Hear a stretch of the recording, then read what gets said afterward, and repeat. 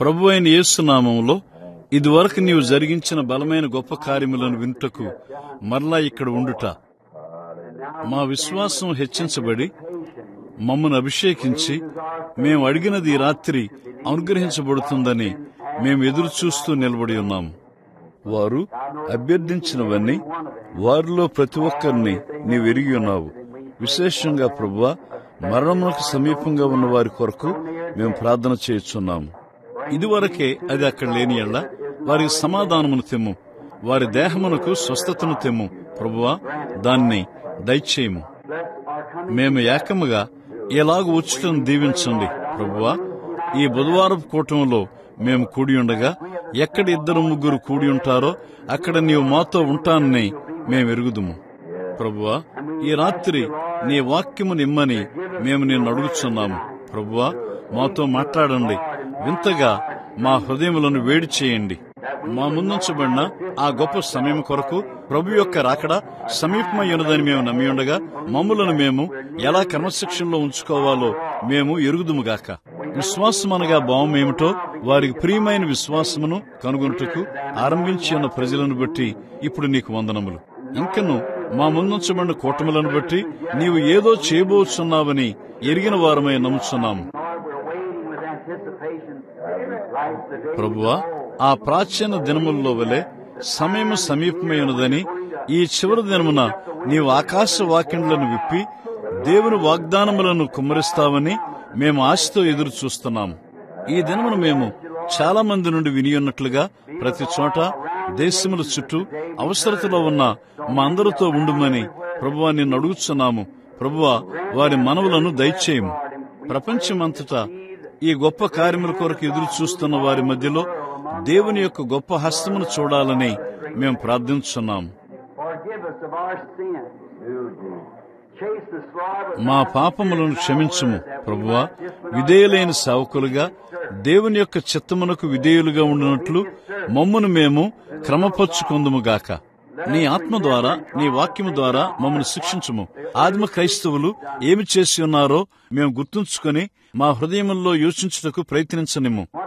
నిన్ను వ్యక్తిగతంగా సంధించి ఉన్న వారిని మేము కలుసుకున్నట్లయితే ఎలాంటి ప్రజలను మేము కలుసుకుంటామో వారి ముఖములు తప్పక విశ్వాసంతో ఎలా సంతోషంతో పైకి లేపబడతాయో, వారి జీవితములు ఎలా సజీవమైన దేవుని వాక్యంగా ఉండి సరిగ్గా వారు ప్రజల మధ్యలో నడిచినప్పుడు మనుషులందరూ చదవబడే సజీవమైన పత్రికలుగా ఉంటాయో తండ్రి, మరొకసారి దాన్ని దయచేయము. ప్రభువా, పరిశుద్ధాత్ముడు దానికే ఇది మా గుండా జీవిస్తూ మా గుండా మాట్లాడినట్లు మా జీవితములు ఎంతగానో నీకు సమర్పించబడుగాక. మేము వీధుల్లో నడుస్తూ లోకముతో మా చేతులను రుద్దుతూ ఉండగా మా మనస్సుల్లో మేము గుర్తు చేసుకుందుముగాక. మేము ప్రక్కకు దిగి ఈ భూమి మీద వారికి స్థలమును, వారికి సరైన స్థానమునిచ్చుదుముగాక. మేము మరొక ప్రపంచం యొక్క ప్రతినిధులై ఉన్నామని ఎరిగిన వారమై మేము వెనుక సీటును తీసుకుందుముగాక. ప్రభువా, మేము ఒక రాజ్యమును కలిగి ఉన్నాము, అది అధికారంలోనికి వచ్చున్నది. మా గొప్ప రాజు త్వరలో వచ్చి రాజ్యములన్నిటినీ తన ఏలుబడిలోనికి తీసుకుంటాడు. ఆయన పాలిస్తూ ఏలుబడి చేస్తాడు. ఈ భూమి మీద 1000 సంవత్సరములు మరియు సదాకాలము ఆయనతో ఉంటాము.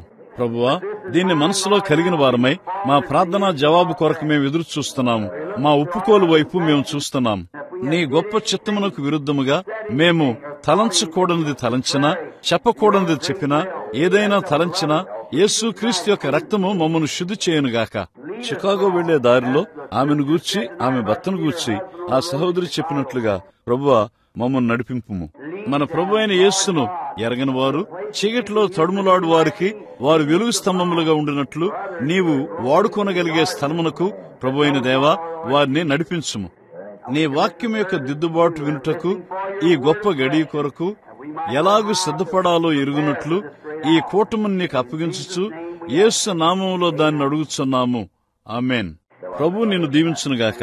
సోదరుడా, వందనములు. దీని గూర్చి నేను కొంచెము ఎదురు చూడలేదు. నేను ఇంటి దగ్గర ఉండుటను బట్టి నేను అత్యవసరముగా బయటకు వెళ్లనవసరం లేదని భావించాను. నేను ప్రార్థనా కూటమునకు రాకుండా ఇంటి దగ్గర కూర్చుని ఉన్నందుకు నేను చాలా చెడ్డగా భావించాను.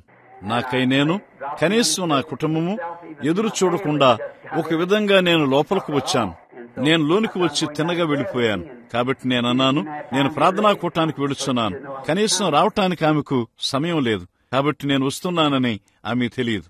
కాబట్టి అక్కడ ఆ సహోదరిని సాక్ష్యమును గూర్చి సౌత్ కరోలినా లేక నార్త్ కరోలినా ఎక్కడో దాన్ని వెలిగించుటను గురించి నాకు సంతోషం. అది గ్రీన్విల్ అయ్యున్నదా? సదరైన్ ప్రైన్స్. అవును, సోదరుడు లీవేల్ ఈ రోజున ఇక్కడే ఉన్నాడు. ఈ రోజున ఇక్కడ బాప్తిస్మ ఆరాధనలో నేను అతనికి బాప్తిస్మ ఇచ్చాను. సహోదరుడు లీవేల్ మీకు తెలుసా? అక్కడ ఉన్న సేవకులు సోదరుడు పార్కర్ థామస్. ఒకసారి నాకు గుర్తున్నది, ఒక సహోదరి నీడతో ఆవరించి ఉన్నది. అది గొప్ప రుజువు. సహోదరి, పరిశుద్ధాత్ముడు కొన్నిసార్లు మనలను ముందుకు వెళ్ళనిచ్చి మన విశ్వాసమును పరీక్షిస్తాడు, ఇతరుల విశ్వాసాన్ని పరీక్షిస్తాడు. నీవు తిన్నగా ఒక దాని వైపు చూస్తున్నప్పుడు దేన్నో చూసి దాన్ని చెబుతావు, ఇతరులు చూసి దాన్ని చూడలేదంటారు. అది అక్కడే లేదని వారంటారు. చూడండి, కానీ అది అక్కడ ఉన్నది. పౌలు మీద వేలాడుచున్న వెలుగును ఎవరునూ చూడలేకపోయారు, కానీ అది అక్కడ ఉన్నది. ఆ వెలుగు రూపంలో పరలోకము నుండి దిగివచ్చుచున్న పౌరము యేసు మీద నిల్చుటను స్వయంగా యోహాను తప్ప ఎవరునూ చూడలేదు, కానీ అది అక్కడ ఉన్నది. చూడండి, కాబట్టి అప్పుడు ఈ వెలుగును గూర్చి అది ఒక అగ్నిస్తంభం వలె ఉన్నదని నేను ప్రజలకు చెబుతున్నప్పుడు ఎవరునూ దాన్ని నమ్మలేదు. కానీ ఇప్పుడు యాంత్రిక నేత్రము అది ఎలా వచ్చి ఉన్నదో గుర్తించి ఉన్నది. మరియు దురాత్మ చీకటిగా ఉంటుంది. అది సరిగ్గా మన జీవితముల వలె ఉన్నది. మనము నీడలము. మనము వెలుగై ఉన్నట్లయితే, ఈ దినం యొక్క వెలుగుతో మన జీవితములు సమ్మతించి ఉన్నట్లయితే, అప్పుడు మనము వెలుగులో నడుస్తున్నాం. అది సరిగ్గా పగలు నీవు బయటికి చూసి నేను సూర్యుని చూస్తాను అని చెప్పినట్లుగా ఉన్నది. సూర్యుని యొక్క నీడను నువ్వు చూస్తావు.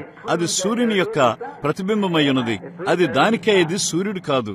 అక్కడ ఒక సూర్యుడున్నాడని అది రుజువు చేస్తుంది. మీరు అక్కడ కూర్చుని ఫ్యాన్లను వాడచ్చు మాట్లాడటం నేను చూసినప్పుడు దాని భావము నీవు జీవించున్నావు. అది కేవలం జీవితం యొక్క నీడ అయి ఉన్నది.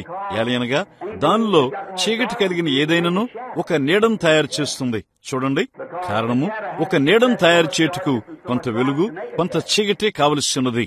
అది మొత్తము చీకటిగా ఉండలేదు, అది మొత్తము వెలుగుగా ఉండలేదు. అది చీకటిగా ఉంటే అది నిజముగా చీకటి. అది వెలుగై ఉన్నట్లయితే అక్కడ చీకటి లేదు. చీకటిని తయారు చేయుటకు ఏమీ లేదు.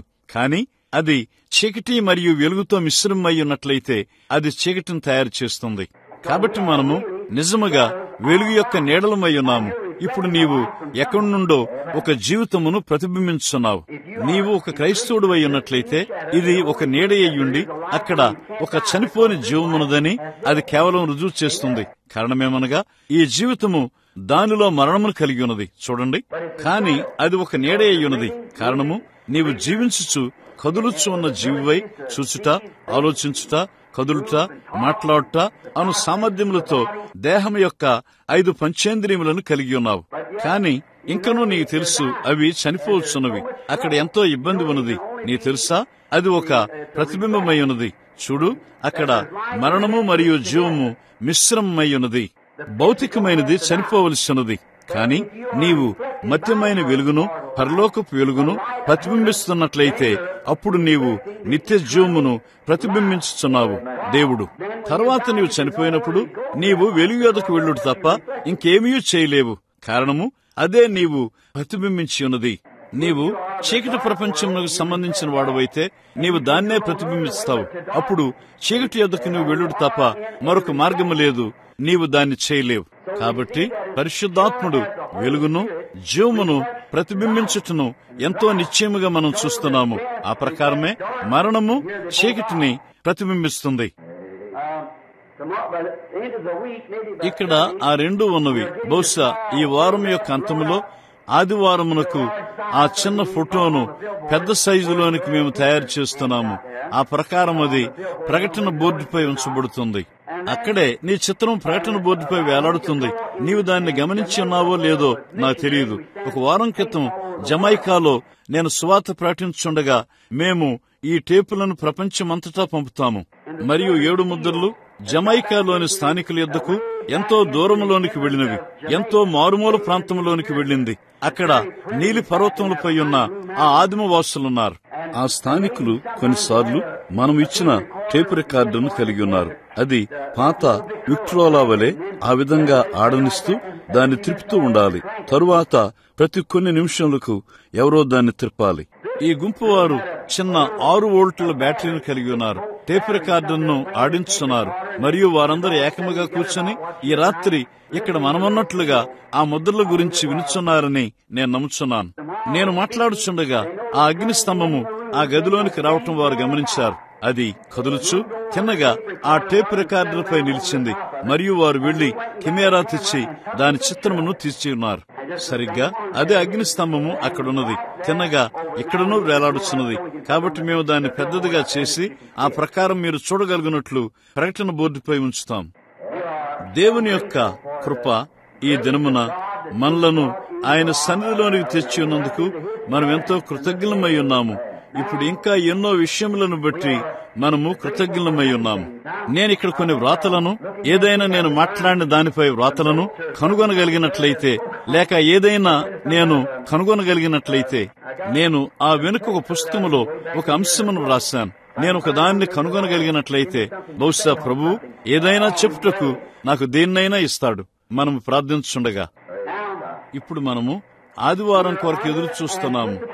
నేను వర్తమానములు మాట్లాడుచున్నాను మరియు ఆదివారము నాకు మొరపెట్టనేలా మాట్లాడు, ప్రజలతో మాట్లాడి ముందుకు వెళ్ళమని చెప్పు అనే అంశం మీద నేను మిమ్మలను ఇక్కడ ఎక్కువసేపు ఉంచాను. ఆదివారము స్వస్థతా కూటమున్నది. రోగుల కొరకు మనం ప్రార్థన చేస్తాం. మీరు రోగుల యొద్దకు రండి. మనం ప్రార్థించినప్పుడు వారు స్వస్థత పొందకపోయినట్లయితే అక్కడ తప్పక ఒక కారణం ఉంటుంది. ప్రభు చిత్తమైన యెడల ఆదివారం ఉదయమున నేను ఒక చిన్న ప్రసంగమును చేస్తాను. కాబట్టి నేను స్వస్థతా కూటమును కలిగి ఉండి ప్రజలందరి కొరకు ప్రార్థిస్తాను. ఆదివారం ఉదయమున బిల్లీ పాల్ గాని మరి ఎవరైనా ఆలయం తెరవబడినప్పుడు ప్రజలు వచ్చుచుండగా వారు ఎప్పుడు లోనికి వచ్చినా వారికి ప్రార్థనా కార్డులను ఇస్తారు. ఇప్పుడు నేను ప్రయత్నిస్తాను. ఏ కారణముల చేత కొందరు ప్రజలు ఎందుకు స్వస్థత పొందరో దేవుడు నాకు కొంత అంతర్దృష్టినిచ్చాడని నేను నమ్ముతాను. అది అవగాహన లేకపోవటని నేను నమ్ముతాను. బహుశా ఆదివారం ఉదయమున ప్రభు చిత్తమైన యెడల నేను దాని మీద మాట్లాడతాను. ఇప్పుడు బుధవారం రాత్రి ప్రార్థనా కూటము చాలా చిన్న కూటము. మనమంతా ఏకమై ప్రార్థిస్తాము, ఒకరితో ఒకరము సహవాసం చేస్తాం. కొన్నిసార్లు ఈ దినమున నేను కనుగొన్న అతి గొప్ప విషయముల్లో ఒకటేమనగా యథార్థత లోపించుటేనని నేను నమ్ముచున్నాను.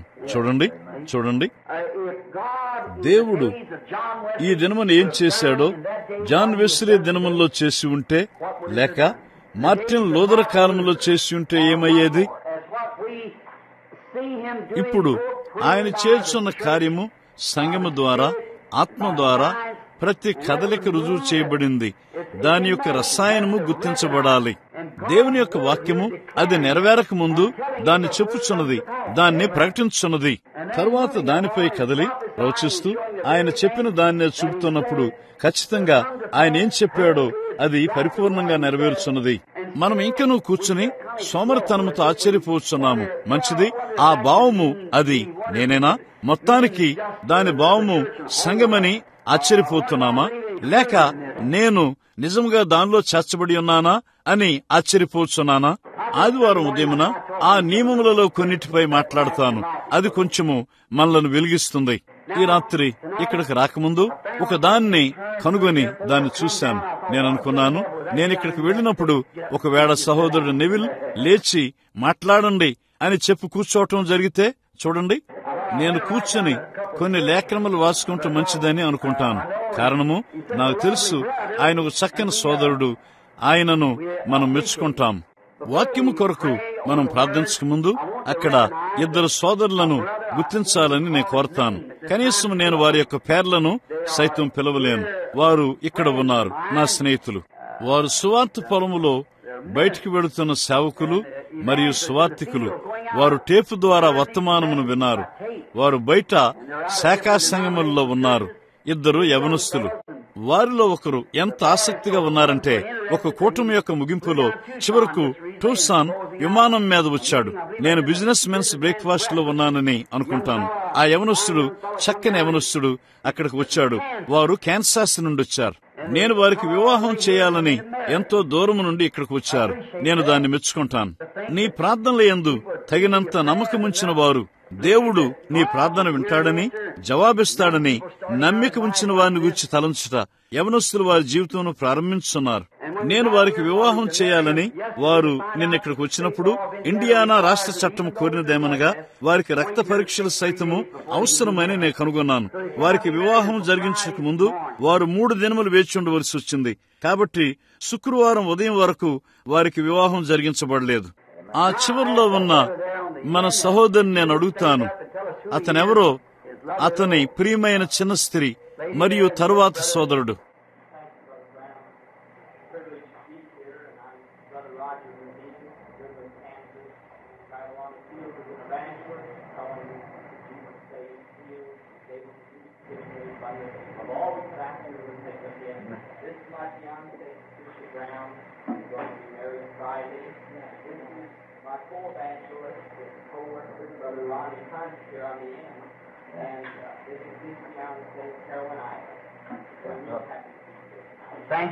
మీకు చాలా వందనములు. నిశ్చయంగా ఈ యవన ప్రతినిధులను ప్రభువైన యేసు పని కొరకు వారి పనిలో వేగిరిపరచుటకు దేవుని దీవెనలు వారిపై కోరుచున్నాను. ప్రభు యొక్క రాకడ కొరకు కనిపెట్టుచుండగా యవనస్తులు, యవన స్త్రీలు క్రీస్తును సేవించుటకు వారి హృదయములలో ఉద్దేశించుటను చూచుట, ఈ రీతిగా పైకి లేచుటను చూచుట నా హృదయమును పులకింప చేస్తుంది. నేను ఆశ్చర్యపోవచ్చున్నాను. నా సహోదరుడా, నా సహోదరి, ప్రభు మిమ్మల్ని సమృద్ధిగా దీవించునుగాక. ఇప్పుడు మనము ఆ చిన్న గ్రంథములోని తిరుగుదాం. నేనెన్నడూ నా జీవితంలో ఆ చిన్న గ్రంథములో నుండి మాట్లాడలేదు. దానిలో ఒకే ఒక అధ్యాయం ఉన్నది, అదే ఫిలోమోను గ్రంథం. నేను కొంచెము ఐరిష్ వాడను. కొన్ని పళ్లను వాటి స్థానములో పట్టుకొనుటకు నా పళ్ల చుట్టూ క్రింద ఒక వైరు చుట్టబడి ఉన్నది. కొన్నిసార్లు ఈ పేర్లను నేను సరిగ్గా ఉచ్చరింపలేను. అవి ఏమై ఉన్నవో నేను ఎరిగి ఉన్నప్పటికీ నాకు విద్య లేని కారణమున కొన్నిసార్లు నేను వాటిని సరిగ్గా ఉచ్చరించలేను. కాబట్టి ఫిలేమోను అని ఎవరో వెనక చెప్పారు. అది సరైన ఉచ్చారణ అని నేను అనుకుంటాను. ఇప్పుడు మొదటి వచనము, దాని నుండి ఒక మాట గాని 2 మాటలు గాని నేను తీసుకుంటాను. క్రీస్తు యేసు ఖైదీ అయిన పౌలు, ప్రభు చిత్తమైన ఒక అంశముగా ఈ రాత్రి నేను వాడుకొనబోయేది అదే, ఒక ఖైదీ. ఇప్పుడు పౌలు తను తాను ఒక ఖైదీగా సంబోధించుకొనుచున్నాడు. నీవు దీన్ని కనీసము ఊహించడం కష్టము. ఒక స్వతంత్రుడిగా పుట్టిన మనిషి పరిశుద్ధాత్మతో నింపబడి ఉన్నాడు. కాని ఇంకను అతడు తను తాను ఒక ఖైదీగా పిలుచుకొనుచున్నాడు.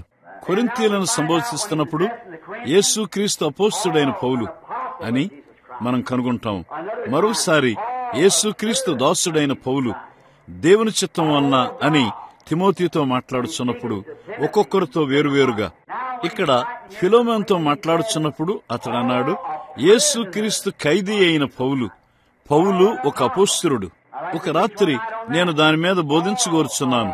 పౌలు ఒక దాసుడు మీద బోధిస్తాను. తరువాత పౌలు ఒక ఖైదీ. కాని ఈ రాత్రి ఈ అంశములలో ఒక దాన్ని సరిగ్గా తీసుకొనుటకు కొన్ని గంటలు పడుతుంది. పౌలు ఒక ఖైదీ అను అంశమును ఈ రాత్రి నేను తీసుకుంటాను. ఒక ఖైదీ. ఇప్పుడు ఒక్క క్షణము తలలు ఉంచుదాం.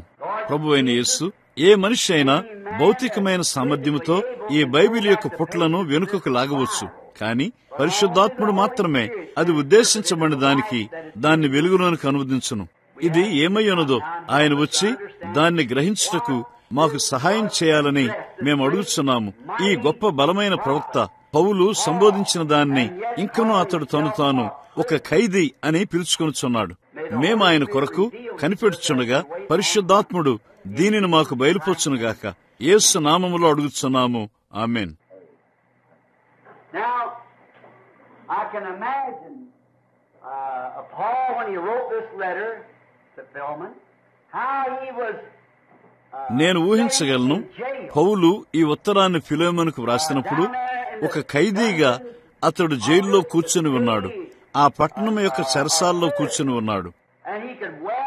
అతని యొక్క స్థితిని బట్టి వాక్య భావం ఏమిటో అతడు ఎరిగి ఉన్నాడు. అతడు ఇనుప కడ్డీల ద్వారా ముట్టడి వేయబడి ఉన్నాడు. ఎవరైనా అతన్ని స్వేచ్ఛగా విడిచిపెడితే తప్ప అతడు స్వేచ్ఛగా బయటికి వెళ్లలేడు. ఒక ఖైదీగా ఉండటానికి ఏమిటో అతడు ఎరిగి ఉండెను.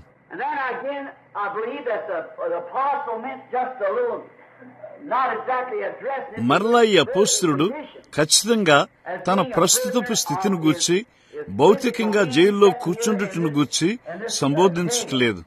కాని అతని ఆత్మను గూర్చి, అతని ఉనికిని గూర్చి, అతని చిత్తమును గూర్చి, యేసు క్రీస్తుకు ఖైదీగా ఉండుటను గూర్చి అతడు సంబోధించున్నాడని నేను నమ్ముచున్నాను. మనకిష్టమైన నిర్ణయం తీసుకున్నట్టుకు ఒక స్వేచ్ఛా సమ్మతితో కూడిన నైతిక బాధ్యత గల కర్తగా మనమందరము జన్మించి ఉన్నాము. దేవుడు న్యాయముగా దాన్ని చేశాడు. కారణము, ప్రతి మనిషిని ఆయన అదే ఆధారంపై ఉంచవలను. లేనిచో మొదటి మనిషిని ఆయన తప్పు ఆధారంపై ఉంచినట్టే. అదేమనగా స్వేచ్ఛా సమ్మతితో కూడిన నైతిక బాధ్యతపై అతడు ఉంచబడ్డాడు. చూడండి, ఈ రాత్రి సరిగ్గా మనము ఆదాము మరియు హవ్వల వలె ఉన్నాము. అక్కడ వేరైనది లేదు. తప్పు మరియు ఉప్పు మనలో ప్రతి ఒక్కరి ముందు ఉంచబడింది. మరణము మరియు జీవము మనము మన ఎంపికను చేయవచ్చు. దాన్ని చేయుట నీ ఇష్టము. చూడండి, ఆ విధంగానే ఆదాము మరియు హవ్వ చేశారు. చూడండి, వారు తప్పు ఎంపికను చేశారు. దాన్ని బట్టి మొత్తము మానవాళినంతటిని మరణము కింద, మరణపు జరిమానా కింద ఉంచారు. తరువాత దేవుడు మానవ రూపంలో దిగివచ్చి మరణమును భరించి మరణము యొక్క జరిమానాను చెల్లించాడు. ఇప్పుడు ఆయన ఏలికలు విడుదల పొందగోరు వారు స్వతంత్రులుగా వెళ్లవచ్చును.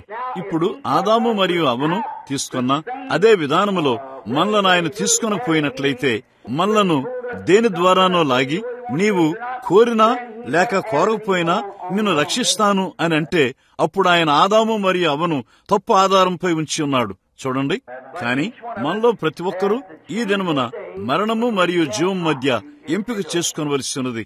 మనము దాన్ని చేయగలము. నేనిప్పుడే చెప్పి ఉన్నట్లుగా నీవు ఖచ్చితంగా ఏ వైపున ఉన్నావో నీ జీవితం రుజువు చేస్తుంది. నీవు ఏ వైపున ఉన్నావని చెప్పినా నేను లెక్క చేయను. నీవు ఏం చేస్తున్నావో, ప్రతిరోజు నీవు ఏమై ఉన్నావో అదే రుజువు చేస్తుంది. పాత సామెతను మీరు విన్నారు. నీ జీవితమే ఎంతో బిగ్గరగా ఉంటుంది. నీ సాక్ష్యము నేను వినలేను. చూడండి, నీ చర్యలే ఎంతో బిగ్గరగా ఉంటాయి. నేను ఎల్లప్పుడూ కేకలు వేయటయందు, ఎగురుటయందు నమ్మిక ఉంచాను. కాని నేను ఎల్లప్పుడూ చెప్పాను, నీవు జీవించుతున్న దానికంటే ఎత్తుగా ఎగరవద్దు. ఎలయనగా ప్రపంచము దాన్ని గమనించున్నది. నీవు చూడు, నీవు తప్పక నీవు జీవించినంత ఎత్తే ఎగురు. కారణము, ఎవరో నిన్ను గమనించున్నారు. ప్రజలు సంగమునకు రారు. అనేక మంది దాన్ని చేయరు. వారిలో సంగమునకు రాని వారు యథార్థవంతులున్నారు. వారు సంగములో ఎంతో చెడుగును చూసి ఉన్నారు. చివరకు వారు దానితో చేసేదేమీ లేదు. అనేక సార్లు దాని మీద చప్పటి తలంపుతో మనం మాట్లాడుచున్నాము. నీవు కనీసము వారిని నిందించలేవు. చూడండి, కారణము, ప్రజల ప్రవర్తన బట్టి వాళ్ళు తమను తాము క్రైస్తవులమని పిలుచుకుంటారు. ప్రపంచమునకు అతిపెద్ద అడ్డుబండగా ఉన్నవారెవరనగా తాము క్రైస్తవులమని చెప్పుకొనుచు వారి ఒప్పుకోలుకు భిన్నమైన జీవితమును జీవించున్న స్త్రీ పురుషులు ఖచ్చితంగా వారే సత్యము. తీర్పునొద్ద నిరాశలు ఉండబోచున్నవి. ఒక పాపి, ఒక జోదగాడు, ఒక వ్యభిచారిణి, ఒక దొంగసారాయి విక్రయించేవాడు నిత్యాగ్నిలోనికి పొండి అని వారి శిక్షను వినుటకు వారు నిరాశ చెందరు. అతడు నిరాశ చెందడు. కాని ఒక రకమైన సంఘ ఒప్పుకోలు వెనుక తను తాను దాచుకొనుటకు ప్రయత్నించువాడే, ఆ కుర్రవాడే తీర్పు దినమున నిరాశ చెందబోచున్నాడు. చూడండి, ఒక క్రైస్తవుడిగా చెప్పుకుంటూ మరొక రీతిగా జీవించువాడు. అతడు అలాంటి ఒప్పుకోలను కనీసము చేసి దాన్ని ప్రారంభించి మరొక భిన్నమైన జీవితం ప్రారంభించడం కంటే అతడు ఎన్నడూ ఆ ఒప్పుకోలు చేయకుండుటే మంచిది. కారణమేమనగా, నేను ఒక క్రైస్తవుడిని చెప్పుకొనుచు మరొక రీతిగా జీవించువాడే మనము కలిగి ఉన్న అతి గొప్ప అభ్యంతరపరచు బండ. ఎల్లప్పుడూ అద్భుతములు చేయుటకు నీవు ఎంత శక్తిని కలిగి ఉన్నావు అని నీ జీవితమునకు తీర్పు తీర్చుకొనవద్దు. వాక్యములో మనకు ఎంత జ్ఞానమున్నదా అని మనము తీర్పు తీర్చుకొనలేము. కాని ఎల్లప్పుడూ వెనుకకు చూసి నీ జీవితం యొక్క లెక్కను తీసుకుని ప్రస్తుతము నీ జీవితము ఏ రకమైన ఫలమును ఫలించున్నదో చూసుకొనుము. చూడండి, కొద్ది కాలం క్రితం ఆరిజోనాలోని ఫినిక్స్ లోని బిజినెస్ మెన్స్ మీటింగ్ లో క్రీస్తు యొక్క ప్రతిబింబము క్రైస్తవ జీవితమును ప్రతిబింబించుటను గూర్చి నేను బోధించి ఉన్నట్లుగా, నేను కెంటక్కీలో జన్మించానని చెప్పాను. విశేషంగా నేను బాలుడుగా ఉన్నప్పుడు అది చాలా పురాతన స్థలమై ఉన్నది. ఈ కుర్రవాడు ఎన్నడూ మనం కలిగి ఉన్నట్లుగా ఇంటిని కలిగి ఉండలేదు. ఇక్కడ మనము ఈ చక్కని స్త్రీలు వారి వెంట్రుకలను సరిదిద్దుకొనుటకు అద్దములను కలిగి ఉన్నారు. కానీ ఇతడు ఓ చిన్న అద్దమును కలిగి ఉన్నాడు. అది బయట చెట్టుకు కట్టబడి ఉన్నది. అక్కడ వారి తల్లి తండ్రి స్నానము చేయబల్లన్నది.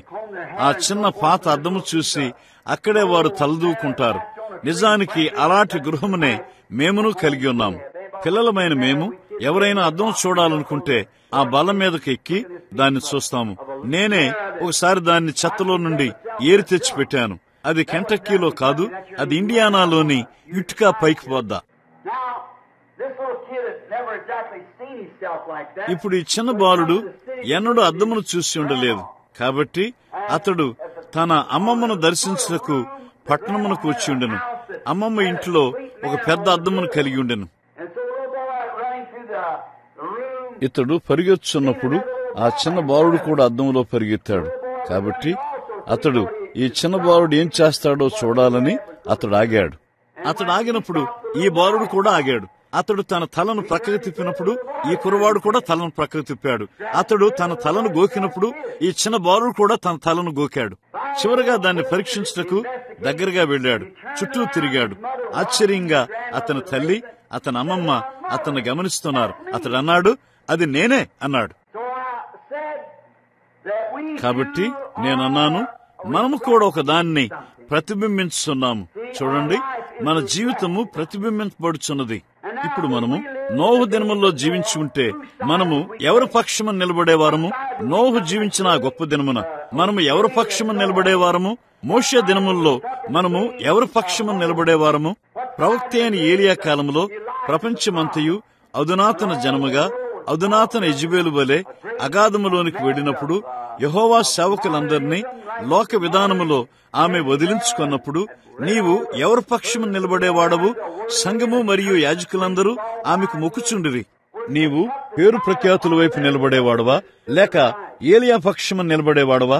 ప్రభు అయిన యేసు దినముల్లో ఈ పేరు ప్రఖ్యాతులు లేని వ్యక్తిని గురించి తలంచినప్పుడు ప్రపంచం ద్వారా విద్యను అభ్యసించిన వ్యక్తి ఆయన ఏ పాఠశాలకు వెళ్లినట్లు ఏ వేదాంత పాఠశాలకు ఆయన వెళ్లినట్లు వారు కనుగొనలేదు. తర్వాత అక్రమమైన జన్మ అను పేరుతో పెంచబడినవాడు ఆయన బయటకు వచ్చి వారికి నేర్పబడిన దానికి వ్యతిరేకంగా సువార్తను బోధించున్నాడు మరియు సేవకులను వారి సంస్థలను దోషులని తీర్పు తీర్చున్నాడు. అప్పుడు సంస్థలు ఒక ప్రకటన చేసి ఉన్నవి. ఎవరైనాను కనీసము ఈ పేరుగాంచిన ప్రవక్త మాటలు వినుటకు వెళ్లినట్లయితే అట్టి వారిని మేము సమాజ మందిరములో నుండి వెలివేస్తాము అన్నారు. అది ఒక నైతిక పాపము. అందుకు వారు లెక్క చెప్పవలసి ఉన్నది. కేవలము గొర్రెపిల్ల రక్తము కింద మాత్రమే వారు ఆరాధించగలరు. వారు ఒక బలి అర్పణ దగ్గరకు రావలసినది. లేనిచో వారు బహిష్కరించబడిన వారు. అది ఎలాంటి గొప్ప సంగతి! ఈ మనిషి అలాంటి దాన్ని లెక్కించలేదు. ఇంకనూ ఆయన పరిపూర్ణంగా లేఖనముతో ఉన్నాడు. అయితే వాడు దాన్ని ఎరిగిన మార్గంలో కాదు. నీవు ఎవరి పక్షమును వహించేవాడవు? చూడండి, ఇప్పుడు నీవు జీవిస్తున్న జీవితము అప్పుడు నీవు ఏం చేసేవో దాన్ని ప్రతిబింబిస్తుంది. కారణము నీవింకనూ అదే ఆత్మతో నింపబడి ఉన్నావు. చూడండి, ఇప్పుడు వారితో నీవు వారి పక్షమును తీసుకుంటే అప్పుడు నీవు దాన్నే చేసి ఉండేవాడు. ఏలైనగా ఇప్పుడు నీలో ఉన్న అదే ఆత్మ అప్పుడు ఉన్న ప్రజల్లోనూ ఉన్నది. చూడండి, దయ్యము ఎన్నడూ తన ఆత్మను తీసుకోడు. వాడు ఒక మనిషి నుండి మరొక మనిషిలోనికి వెళతాడు. దేవుడును ఎన్నడూ తన ఆత్మను తీసుకొనడు. అది ఒకరి నుండి మరొకరికి వెళుతుంది. చూడండి, కాబట్టి ఏలియా మీద ఉన్న అదే ఆత్మ ఎలీషా మీదకు వచ్చింది. అదే ఆత్మ బాప్తిస్మిచ్చి యోహాను మీదకు వచ్చింది. పరిశుద్ధాత్ముడు క్రీస్తు మీద ఉన్నాడు. మరలా శిష్యుల మీదకు వచ్చాడు. ఇంకా క్రిందకు ప్రజల మీదకు వస్తూనే ఉన్నాడు. దేవుడు ఎన్నడూ తన ఆత్మను తీసుకున్నాడు. కాబట్టి ఎంపిక చేయటానికి అక్కడే మనం విడవబడ్డాం. ఇక్కడ పౌలు దేనిని గూర్చి అయినా విచారించుడు గాని లేక తాను ఒక ఖైదీగా ఉన్నానని బాధపడుచు చెప్పుట గాని నేను చూడను. కాని తను తాను సంబోధించుకొనుచున్నాడు. పౌలు ఈ ఉత్తరాన్ని కలముతో వ్రాశాడని నేను నమ్ముతాను. దాన్ని వ్రాయుటకు పరిశుద్ధాత్ముడే కారకుడయ్యాడు. బహుశా ఈ రాత్రి వరకు పౌలు దీన్ని ఎందుకు చేశాడో చూపుటకు మన అంశము నుండి దాని సందర్భము తీయటం కారణము అది లేఖనానుసారమైనది మరియు లేఖనానుసారమైనది నిత్యమయ్యున్నది. ఈ చెత్తతో ఉన్న చెరసాలలో కూర్చుని తన సహచరుడైన సోదరునికి అతడు యేసుక్రీస్తు యొక్క ఖైదీ అని వ్రాస్తున్నాడని నేను నమ్ముతాను. కాబట్టి ఆయన చుట్టూ ఏమి ఉన్నదో చూచుడు ద్వారా దాన్ని వ్యక్తపరుచున్నాడు. ఇప్పుడు అతడు జైల్లో ఉన్నాడు. ఈ క్రీస్తు యొక్క సేవకునితో, అతనితో ఉన్న ఒక పరిచారకునితో అతడు మాట్లాడుచున్నది అది కాదు. యేసుక్రీస్తు యొక్క వాక్యమునకు అతడు ఒక ఖైదీగా ఉన్నాడని అతడు మాట్లాడుచుండెను. కారణము క్రీస్తు వాక్యమై ఉన్నాడు. పౌలు అతని దినమున ఒక గొప్ప వేదాంత పండితుడై ఉన్నాడు. అతడు గొప్ప ఆశను కలిగి ఉండెను. అతని దినమున ఉన్న అతి గొప్ప పాఠశాలలో ఒక దానికి వెళ్లి అతని దినమున ఉన్న గొప్ప పండితుడైన గమలియేలు అని పేరు కలిగిన మనిషి ద్వారా అతడు తర్ఫీదు పొంది ఉన్నాడు. ఉదాహరణకు మనం చెప్పినట్లు వీటన్ లేక బాబ్ జోన్స్ లేక ఒక గొప్ప మూల సిద్ధాంత పాఠశాల ఒక వాక్య పరిచారకునిగా అతడు నేర్పింపబడ్డాడు. అతడు బాగా చదువుకున్నాడు, చురుకైన వాడు, ఒక గొప్ప ఆశ గల తెలివైన బాలుడు. బహుశా ఒక దినమున తన ప్రజలకు ఒక యాజకుడిగా గాని లేక ఒక ప్రధాన యాజకుడిగా గాని మారతానని అతడు అనుకున్నాడు. అతడు ఒక ఆశను కలిగి ఉన్నాడు. తరువాత ఈ గొప్ప ఆశను బట్టి చూస్తే అతని జీవితమంతా తర్ఫీదు పొంది ఉన్నాడు. బహుశా 8 లేక 10 సంవత్సరముల వయస్సు నుండి 30-35 సంవత్సరముల వయస్సు వరకు తర్ఫీదు పొందాడు. అతడు కళాశాల విద్యను, ఉన్నత విద్యలో పట్టభద్రుడయ్యాడు. అతడు అన్ని డిప్లొమాలను సమస్తమును కలిగి ఉన్నాడు. సేవకులతో యెరూషలేములోని ప్రధాన యాజకునితో సైతము మంచివాడుగా నిలబడి ఉన్నాడు. అతనికి అప్పగించబడిన వ్యక్తిగతమైన ఆదేశములను కలిగి ఉండెను. ఈ గొప్ప సౌలుకు ఆ ఆదేశములు అప్పగించబడ్డాయి. దమస్కుకు వెళ్లి అతడు చెప్పేదానికి వ్యతిరేకంగా దేవుణ్ణి ఆరాధించే వారిని బంధించి జైల్లో పెట్టాలి. అతడు కోరినట్లయితే వారిని మరణమునకు అప్పగించడానికి అతడు ఆదేశములను పొందాడు. అతడు గొప్ప ఆశను కలిగి ఉన్నాడు. ఇప్పుడు అతడు దేని కొరకు తర్ఫీదు పొందాడో వాటన్నిటినీ దేవుడు అతని నుండి తీసివేశాడు. చూడండి, అతని యొక్క ఉద్దేశం కొరకు తన తండ్రి తన డబ్బు ఖర్చు పెట్టి ఉన్నాడు. తన తల్లి, తన తండ్రి యొక్క ఉద్దేశములన్నీ అతని నుండి తీసివేయబడ్డాయి. కారణము దేవుడు అతని కొరకు మరొక దాన్ని కలిగి ఉండెను. అందుచేత అతడు తన జీవితంలో కలిగి ఉన్న ఉద్దేశము నుండి ఒక ఖైదీగా ఉన్నాడు మరియు యేసు క్రీస్తుకు ఖైదీగా మారాడు. ఆయన వాక్యమై ఉన్నాడు. దమస్కు మార్గము పౌలును మార్చివేసింది. బహుశా 11 గంటల సమయంలో అతడు వెడుతూ ఉండగా అతడు మొత్తబడ్డాడు. ఒక స్వరం ఎలాగూ చెప్పుట విన్నాడు, సౌలా, నన్నెందుకు హింసించున్నావు? అతడు పైకి చూశాడు, మళ్లీ పైకి చూశాడు. ఒక యూదుడయ్యుండి ఆ అగ్నిస్తంభం ప్రభు అయ్యుండి ఇశ్రాయేలు ప్రజలను నడిపి ఉన్నాడని అతడు ఎరిగి ఉండెను. అది ఏమయ్యుండెనో అతడు ఎరిగి ఉండెను. గుర్తుంచుకోండి, అది అదే అయ్యున్నదని అతడు తృప్తి చెందితేనే తప్ప ఈ హెబ్రీయుడు దేన్నైనా ప్రభు అని ఎన్నడూ పిలిచి ఉండలేదు. పెద్ద అక్షరాల్లో LORD, ప్రభువు, ఎలోహిం. కారణము అతడు తర్బీదు పొందిన వేదాంత పండితుడు. అతడు పైకి చూసినప్పుడు ఈ వెలుగును అతడు చూశాడు. ఆ వెలుగే అరణ్యం గుండా ఆయన ప్రజలను నడిపి ఉన్నది. అతడు అన్నాడు, ప్రభువా, ఎలోహిం, పెద్ద అక్షరాల్లో ప్రభు, LORD, నీవు ఎవరువు? నేను యేసును అని చెప్పుట ఈ వేదాంత పండితునికి తప్పక ఎలాంటి ఆశ్చర్యంగా ఉంటుంది. ఆయనకే అతడు వ్యతిరేకమై ఉన్నాడు. ఎలాంటి మార్పు! అది తప్పక ఎంత భయభ్రాంతిగా ఉండి ఉంటుంది. అతని ఉద్దేశములన్నిటినీ ఒక్కసారిగా కనుగొన్నప్పుడు అకస్మాత్తుగా అతడు హింసిస్తున్నాడు. అతని ఉద్దేశములు అతడు ఉద్దేశించిన ముఖ్యమైన దాని నుండి ఎంతో దూరంగా తీసుకుని వెళ్లినవి. నేను యేసును అని ఆయన చెప్పినప్పుడు అది ఎలాంటి ఒక గొప్ప దిగ్భ్రాంతిగా ఈ అపోస్తులకు ఉంటుంది. నన్ను ఎందుకు హింసించున్నావు? ఆయన్నే అతడు హింసించున్నాడు. ఒక చిన్న దృష్టాంతమును మనం ఇక్కడ విడుద్దాం. నీవు చూడు, వారు సంఘమును ఎగతాళి చేయుచుండగా వారు నిజంగా సంఘమును ఎగతాళి చేయట్లేదు, వారు యేసునే ఎగతాళి చేయుచున్నారు.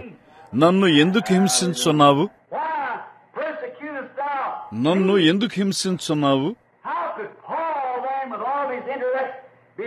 పౌలు తన జ్ఞానమంతటితో ఈ చిన్న గుంపును హింసించున్నప్పుడు అతడు సేవించున్నానని చెప్పుకొనుచున్న ఆ దేవుణ్ణే హింసించున్నట్లు అతడు ఎలా నమ్మగలడు? నేను దాని వివరణలోనికి వెళ్ళట్లేదు. నా భావము ఏమయ్యున్నదో తెలుసుకుంటూ మనం బాగా తర్బీతు పొందిన వారమని నేను ఆలోచిస్తాను. అదే ఈ రోజున సంభవించున్నది. పౌలు తన అజ్ఞానము ద్వారా అతడు హింసించుచున్న వారి దీనత్వముతో ఈ మనిషిని ఇదివరకే ప్రభువుగా అంగీకరించిన విద్య లేని గలిలయుల కంటే ఎంతో చురుకైన వాడు మరియు తెలివిగలవాడు. కాని పౌలు తన గొప్ప బోధతో, తన తెలివితేటలతో దాన్ని అంగీకరించలేకపోయాడు. ఈ మార్గములో అది అతనికి తప్పక ఎలాంటి మార్పు అయ్యున్నది. అతడు గుడ్డివాడుగా మొత్తబడ్డాడు. ఆ ప్రకారం అతడు తన పనిని కొనసాగించలేడు. కాబట్టి అతడు తిన్నని అను ఒక వీధికి ఒకరి గృహమునకు నడిపింపబడ్డాడు. అప్పుడు అననీయ అని పేరు గల ప్రవక్త అతడు రావటం, అతడు ఎక్కడున్నాడో దర్శనంలో చూశాడు. అక్కడికి వెళ్లి అతను చూశాడు. సోదరుడా సౌలా, మార్గములో నీవు ప్రత్యక్షమైన ప్రభువు నీ మీద చేతులుంచి నీవు దృష్టి పొంది పరిశుద్ధాత్మతో నింపబడవలనని నన్ను నీ యొద్దకు పంపియున్నాడు. చూడండి, అతడిక్కడున్నాడు. అది తప్పక పౌలుకు ఎలాంటి కార్యంగా ఉంటుంది. చూడండి, అతడు తర్ఫీదు పొంది చేయవలసి ఉన్న దానంతటికి వ్యతిరేకంగా మారింది. కాబట్టి ఇప్పుడు అతడు కలిగి ఉన్న విద్య అంతటితో అతడు సరిగ్గా సున్నాగా మారాడు.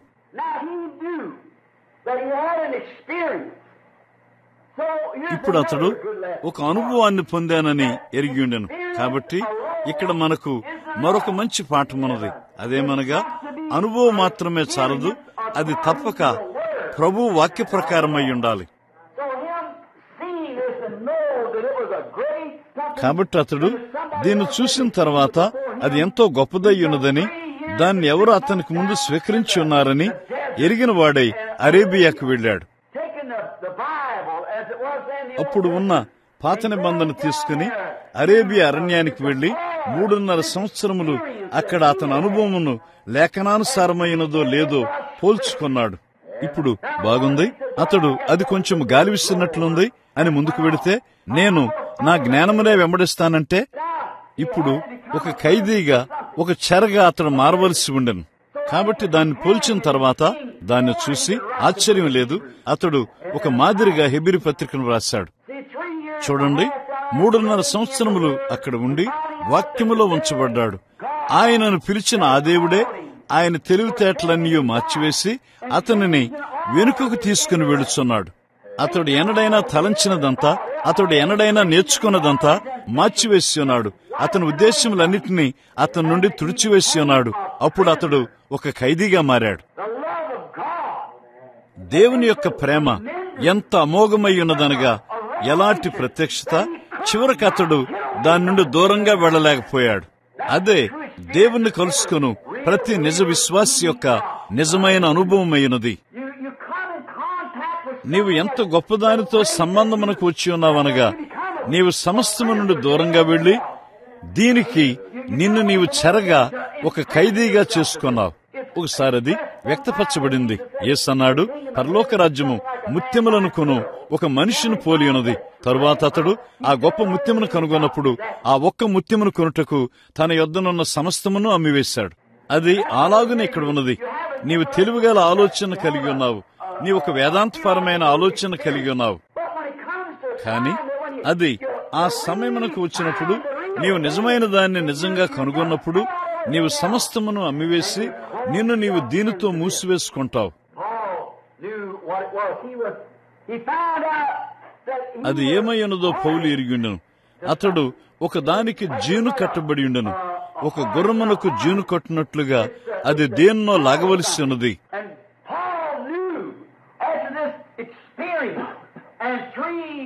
3.5 సంవత్సరములు అతని అనుభవమును బైబిల్తో పోల్చుచు అతడు దాన్ని ఎరిగియుండెను. దేవుడు అతన్ని ఎన్నుకున్నాడని, అతడు పరిశుద్ధాత్మ ద్వారా జీను కట్టబడి అతడు పొందిన అనుభవం ద్వారా అన్యుల యొద్దకు ఈ సువార్తను లాగవలసినదని అతడు ఎరిగియుండెను. ఆత్మ దానికే అది అతనికి జీను కట్టింది. ఈ రోజున క్రీస్తు యొక్క సేవకులుగా మనము జీను కట్టబడి గాలం వేయబడ్డాం. మనము వెళ్లలేము. మనము దానితో నడుములోతుకు మునిగిపోయాము. వాక్యమునకు జీను కట్టబడ్డాం. ఎవరు ఏది చెప్పినప్పటికీ లెక్క కాదు, నీవు దానికి జీను కట్టబడ్డావు. దాని గూర్చి ఒకటి ఉన్నది, అదేమనగా నీవు దాని నుండి దూరంగా వెళ్లలేవు. పరిశుద్ధాత్మ ద్వారా నీవు కాడి కట్టబడ్డావు. నీవు వాక్యముతో కాడి కట్టబడ్డావు. ఎవరు ఏమి చెప్పినను లెక్క కాదు, అది వాక్యమయ్యున్నది. అది ఎల్లప్పుడూ దానితో జీను కట్టబడి ఉన్నది, దానితో కాడి కట్టబడి ఉన్నది. ఆత్మ ద్వారా వాక్యమునకు అతడు జీను కట్టబడ్డాడు. అతడు అరేబియా ఎడారి వెనుక నేర్చుకుని ఉన్నాడు. అతని పూర్వపు అనుభవములు, అతని పూర్వపు కార్యములు, అతని పూర్వపు ఉద్దేశములు చించివేయబడి ఉన్నవి. ఈ రోజున అక్కడే మనము దాన్ని కనుగొంటాము. మనము మొదటగా చించివేయబడాలి, మరియు చించివేయబడటం ప్రజలకు ఇష్టం లేదు. మెథడిస్ట్ సోదరుడు కొంచెం మెథడిస్ట్ ఉపదేశమును పట్టుకుని ఉండాలనుకుంటాడు. బ్యాప్టిస్ట్ సోదరుడు కొంచెం బ్యాప్టిస్ట్ ఉపదేశమును పట్టుకుని ఉండాలనుకుంటాడు. చూడండి, అయితే క్రొత్తగా నీవు తిరిగి జన్మించుట కొరకు నీవు పరిపూర్ణంగా చించివేయబడవలసినది. అక్కడి నుండి ఎత్తుకొని పరిశుద్ధాత్ముని నడుపునిమ్ము. ఇప్పుడు బాగుంది, నా తండ్రి సంఘములోనికి వెళ్లి సంఘ కాపురతో కరచాలనం చేశాడని అన్నాడు. అతడు ఒక మంచి నమ్మకమైన సభ్యుడు. అతని జాతికి అది బాగ్గానే ఉండి ఉన్నది. కానీ మనము మరొక జాతిలో ఉన్నాము. చూడండి, ఇప్పుడు మనము ఈ దినము కొరకు బైబిల్ కాలమునకు తిరిగి రావలసి ఉన్నది. యాజకులు కూడా జీను కట్టబడి ఉన్నారు. కానీ మీరు చూడండి, వారు మరొక యుగములోనికి రావలసి ఉండెను. మరియు వారు తమ యొక్క పాత జీనును చించివేసి క్రొత్త జీనును ధరించుకున్నట్టుకు విఫలమైరి. దాన్నే ఈ రోజున మనం కనుగొంటాము. మనము సంఘ శాఖ యుగముల గుండా వచ్చి ఉన్నాము. బైబిల్ గుండా సంఘ యుగములను రుజువు చేసి ఉన్నాము. కానీ ఇప్పుడు మనము ఒక స్వేచ్ఛా యుగములోనికి వచ్చి ఉన్నాము. అక్కడ పరిశుద్ధాత్ముడు తానే స్వయంగా దిగివచ్చి తను తాను సత్యమని రుజువు చేసుకుని తను తాను తెలియపరుచుకుని ఆయన చేసిన ప్రతి వాగ్దానమును నెరవేర్చున్నాడు. ఓ అయ్యో, ఎలాంటి గొప్ప సమయము! మరొక విషయం అతడికి ఎరిగి ఉండెను. ఆయా స్థలములకు అతడు వెళ్లలేడని ఎరిగి ఉండెను. దీనికి జీను కట్టబడి ఉండుటను బట్టి అతడు వెళ్లలేకపోయాడు. అయినను అతడు వెళ్లాలనుకున్నాడు. అతని ఆశ అతని సోదరుల మధ్యకు లాగి ఉన్నదని అతడు ఎరిగి ఉండెను. అక్కడకు అతడు ఆహ్వానించబడ్డాడు. అయినను మరొకడు చేయవలసిందిగా అతడు ఆత్మలో ఒత్తిడి చేయబడ్డాడు. అతడు తన సొంతము కాదు. బహుశా ఎవరో చెప్పవచ్చు, బ్రదర్ సౌల్, బ్రదర్ పౌలు, మేము ఇక్కడ పెద్ద సంఘమును కలిగి ఉన్నందున నీవిక్కడికి రావాలి. మేము అతిపెద్ద సంఘమును కలిగి ఉన్నాము. నీకు మేము ఇచ్చే కానుకలు గొప్పగా ఉంటాయి. అయితే అతడు ఆత్మలో ఒత్తిడి చేయబడిన వాడై అతడు అనుకున్నాడు, అక్కడ నాకు సోదరుడు ఉన్నాడు, నేను అక్కడికి వెళ్లి ప్రభు యొద్దకు అతన్ని నడిపించాలి. కాని ఇంకను ఆత్మ అతన్ని మరో చోటుకు వెళ్ళుటకు ఒత్తిడి చేసింది. అతడు ఒక ఖైదీ. నిజముగా, ఓ దేవా, మా సొంత స్వార్థపరమైన కోరికల నుండి, మా సొంత తీర్పుల నుండి మేము బాగా ఆలోచన చేయగలము అను దాని నుండి యేసు క్రీస్తుకు మమ్మను ఖైదీలుగా చేయము. నేను యేసు క్రీస్తు ఖైదీని అను మాట ఒక్క మాట గుర్తుంచుకోండి. ఆయన వాక్యమై ఉన్నాడు. నేను ఆయనకి ఖైదీనయ్యున్నాను. చూడండి, ఎవరు ఏది ఆలోచన చేసినప్పటికీ అది వాక్యమై ఉన్నది. చూడండి, నీవు వాక్యమునకు ఖైదీవై ఉన్నట్లయితే ఏ సంఘ శాఖ నిన్ను దాని నుండి ఒప్పలేదు. అది వాక్యమై ఉన్నది. అది ఎలా ప్రవర్తిస్తుందో నీవును అలాగే ప్రవర్తించాలి. ఇప్పుడు అతడు కోరుకున్న కొన్ని స్థలములకు వెళ్లలేకపోయాడు. కారణము ఎందుచేత ఆత్మ అతన్ని అడ్డగించింది. మీకు గుర్తున్నదా? అనేక సార్లు అక్కడ నేను ఒక గొప్ప కూటమును కలిగి ఉంటానని, కొన్ని స్థలములకు వెళ్లాలని పౌలు తలంచి ప్రయత్నించాడు. కాని ఆత్మ అతన్ని అడ్డగించింది. ఇప్పుడు పౌలు ఒక ఖైదీ అయి ఉన్నాడని తేటగా తెలియచేస్తూ రుజువు చేస్తుందా? యేసు క్రీస్తుకు ఒక ఖైదీ. ఆత్మ ద్వారా ఆయన వాక్యమునకు జీను కట్టబడి ఉన్నాడు. ఓ, అది నాకిష్టం. అతడు బంధించబడ్డాడు దేవుని చిత్తమును చేయుటకు మాత్రమే. అతడు గొలుసులతో మరియు ప్రేమయను సంఖ్యల ద్వారా అతడు బంధించబడి ఉన్నాడు. అతడు ఒక ఖైదీ. అతడు ప్రేమయను సంఖ్యలతో అతడు క్రీస్తుతో కాడికట్టబడి ఉన్నాడు. మరి దేనితో అతడు కాడికట్టబడలేడు? అతడు ఆయనతో కాడికట్టబడి ఉన్నాడు. ఆయన ఎక్కడికి నడిపిస్తాడో అక్కడికి అతడు వెళ్ళవలసి ఉండను. గడ్డి ఎంత పచ్చగా ఉన్నప్పటికీ లెక్క కాదు. ఈ వైపైనా ఆ వైపైనా నాయకుడు మరియు కాడి వెళ్లిన మార్గంలోనే అతడు వెళ్ళవలసి ఉండను. ఓ, ఈ రాత్రి బ్రెన్హామ్ టాబర్నకల్లో ఉన్న మనము మన స్వార్థమునకు మన సొంత ఆశయమునకు బందీలుగా మారి సంపూర్ణంగా మనలను మనం లోపర్చుకుని ఆయనతో కేవలము కాడి కట్టబడితే ఎంత బాగుంటుంది. మిగిలిన ప్రపంచము ఏమి తలంచినప్పటికీ లెక్క కాదు, మిగిలిన ప్రపంచము ఏమి చేసినప్పటికీ లెక్క కాదు.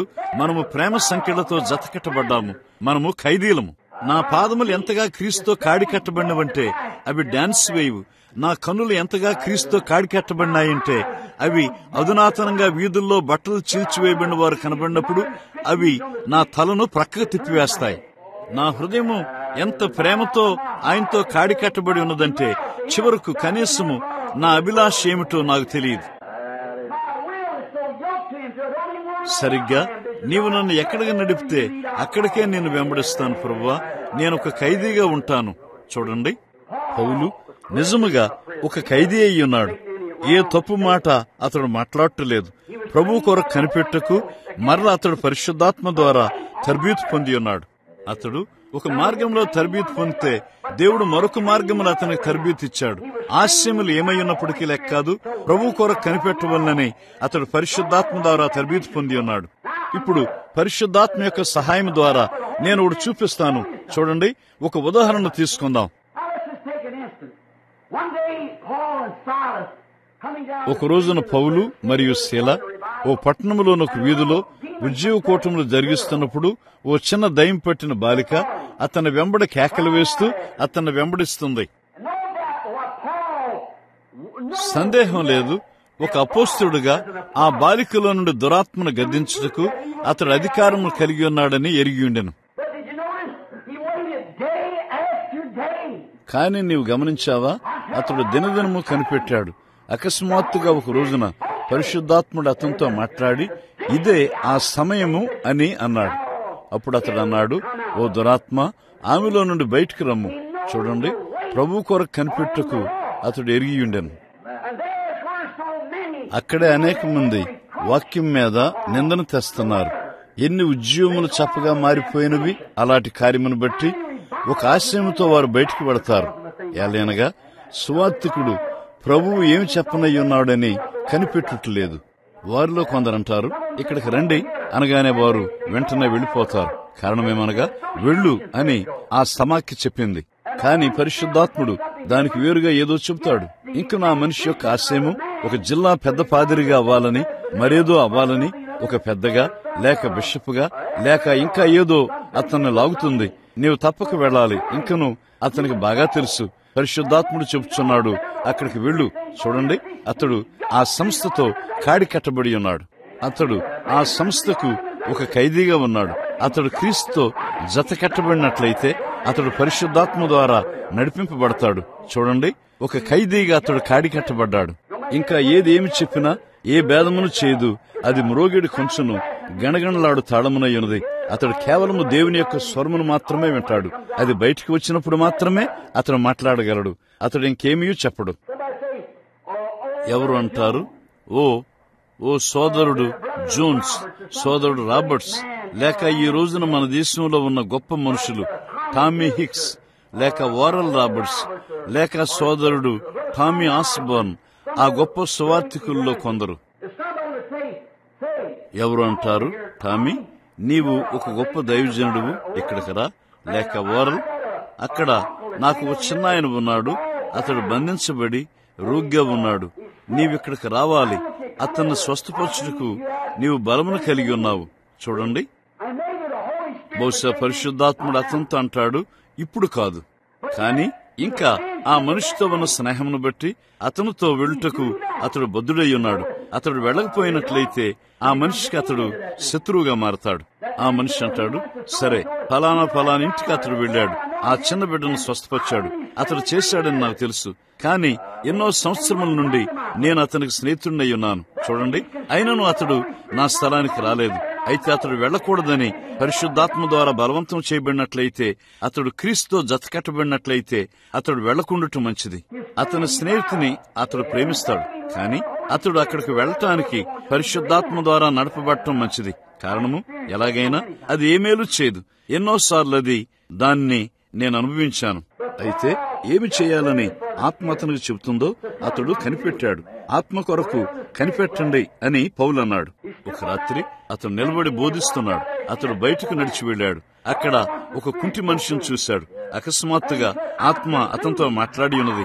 అతడు అన్నాడు, నేను గ్రహించున్నాను, ఎలా అలాగునే ఆ ద్వీపంలో వారు ఓడలో బ్రద్దలు కాబోతున్నారని గ్రహించి ఉన్నాడు. చూడండి, నీవు స్వస్థపడే విశ్వాసం కలిగి ఉన్నావని నేను గ్రహించున్నాను. నీ పాదములపై నిలబడు, యేసుక్రీస్తు నిన్ను బాగు చేసి ఉన్నాడు. చూడండి, అక్కడే నీవున్నావు. అతడు జతకట్టబడి ఉన్నాడు. అక్కడ అతడు ఒక వారం రోజులు ఉద్యోగ కూటములను కలిగి ఉన్నాడు. కాని ఏమీ జరగలేదు. కాని ఇంకను పరిశుద్ధాత్ముడు ఏమి చెబుతాడని కనిపెట్టాడు. చూడండి, ఆ అభ్యర్థనకు అతడు జతకట్టబడ్డాడు. ఇప్పుడు నీవంటావు, బ్రెన్హామ్ సోదరుడా, నీవే ఈ సమయమంతా కనిపెడుతూ ఆదివారము నీవు చెప్పిన దాన్ని తప్పని తీర్పు తెచ్చున్నావు. అయితే నీవు గుర్తుంచుకో, ఆ మార్గములు అక్కడ నాతో మాట్లాడిన పరిశుద్ధాత్ముడు ఆయన అన్నాడు, నేను మరలా నిన్ను రోగుల యొద్దకు పీడింపబడుచున్న వారి యొద్దకు పంపుతున్నాను. చూడండి, అది పరిశుద్ధాత్మకు విధేయతగా ఉంటుంది. నిశ్చయముగా దాన్ని చేయమని ఆయన నాకు చెప్పు వరకు నేను వెళ్ళలేదు. నేను యెహోవా ఎలాగ సెలవిస్తున్నాడని పొందు వరకు, నేను యెహోవా ఎలాగ సెలవిస్తున్నాడు కొరకు కనిపెట్టుచున్నాను. ఇప్పుడు అది భిన్నమైనది. చూడండి, ఇప్పుడు అది భేదమును చేస్తుంది. అవును, అతడు ప్రభు యొక్క వాక్యం కొరకు కనిపెట్టి ఉన్నాడు. దేవుని యొక్క ఆజ్ఞ ప్రకారం చేయుటకే అతడు ఆత్మలో ఒత్తిడి చేయబడ్డాడు. అప్పుడు అతడు యేసుక్రీస్తు ఖైదీగా మారాడు. స్నేహితులారా, కేవలం మనము ఖైదీలుగా మారితే చాలు. అది వేడిగా ఉన్నదని నాకు తెలుసు. మీరు కోరినట్లయితే మరికొన్ని గుణశీలములను చెబుతాను. ఇక్కడ 6 లేక 8 మందిని నేను వ్రాసుకున్నాను. కాని నేను 1 గాని లేక 2 గాని గుణశీలములను తీసుకుంటాను. మనం మోషే యొక్క గుణశీలమును తీసుకుందాము. అతడు ఒక విమోచకుడిగా పుట్టాడు. అతడు ఒక విమోచకుడిగా పుట్టానని అతడు ఎరిగి ఉండెను. నేను మోషే గురించి చెప్పటానికి ముందు నేను ఈ ప్రకటన చేయాలనుకుంటున్నాను. అదేమనగా, ఆయనను నిజంగా సేవించే ఏ మనిషినైనా తనకు ఖైదీగా దేవుడు తీసుకుంటాడు. ఒక మనిషి అతడు కలిగి ఉన్న తన ప్రతి ఆశయమును, అతడు ఏమై ఉన్నాడో సమస్తమును, అతని జీవితమును, అతని ఆత్మను, శరీరమును, తన ఆశయములన్నిటినీ లోపరిచి వాక్యమయ్యున్న దేవుని సేవించుటకు సంపూర్ణంగా క్రీస్తుకు ఖైదీగా మారాలి.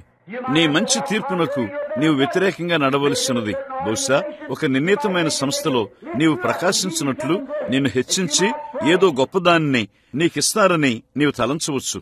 అయితే నీకై నీవు కనుగొనేదేమిటి? కొంచెం తరువాత నీకై నీవు ఓడిపోయినట్లుగా కనుగొంటావు. చివరకు దేవుడు ఆయనకు ఖైదీగా మారుటకు ఇష్టపడే వ్యక్తిని పొందుతాడు. దేవుడు ఖైదీల కొరకు ఎదురు చూస్తున్నాడు. ఆయన ఎల్లప్పుడూ దాన్ని చేశాడు. నీవు దాన్ని లేఖనము గుండా వెతకవచ్చు. దేనికి వ్యతిరేకమైనను ఒక మనిషి క్రీస్తు ఖైదీగా ఉండాలి.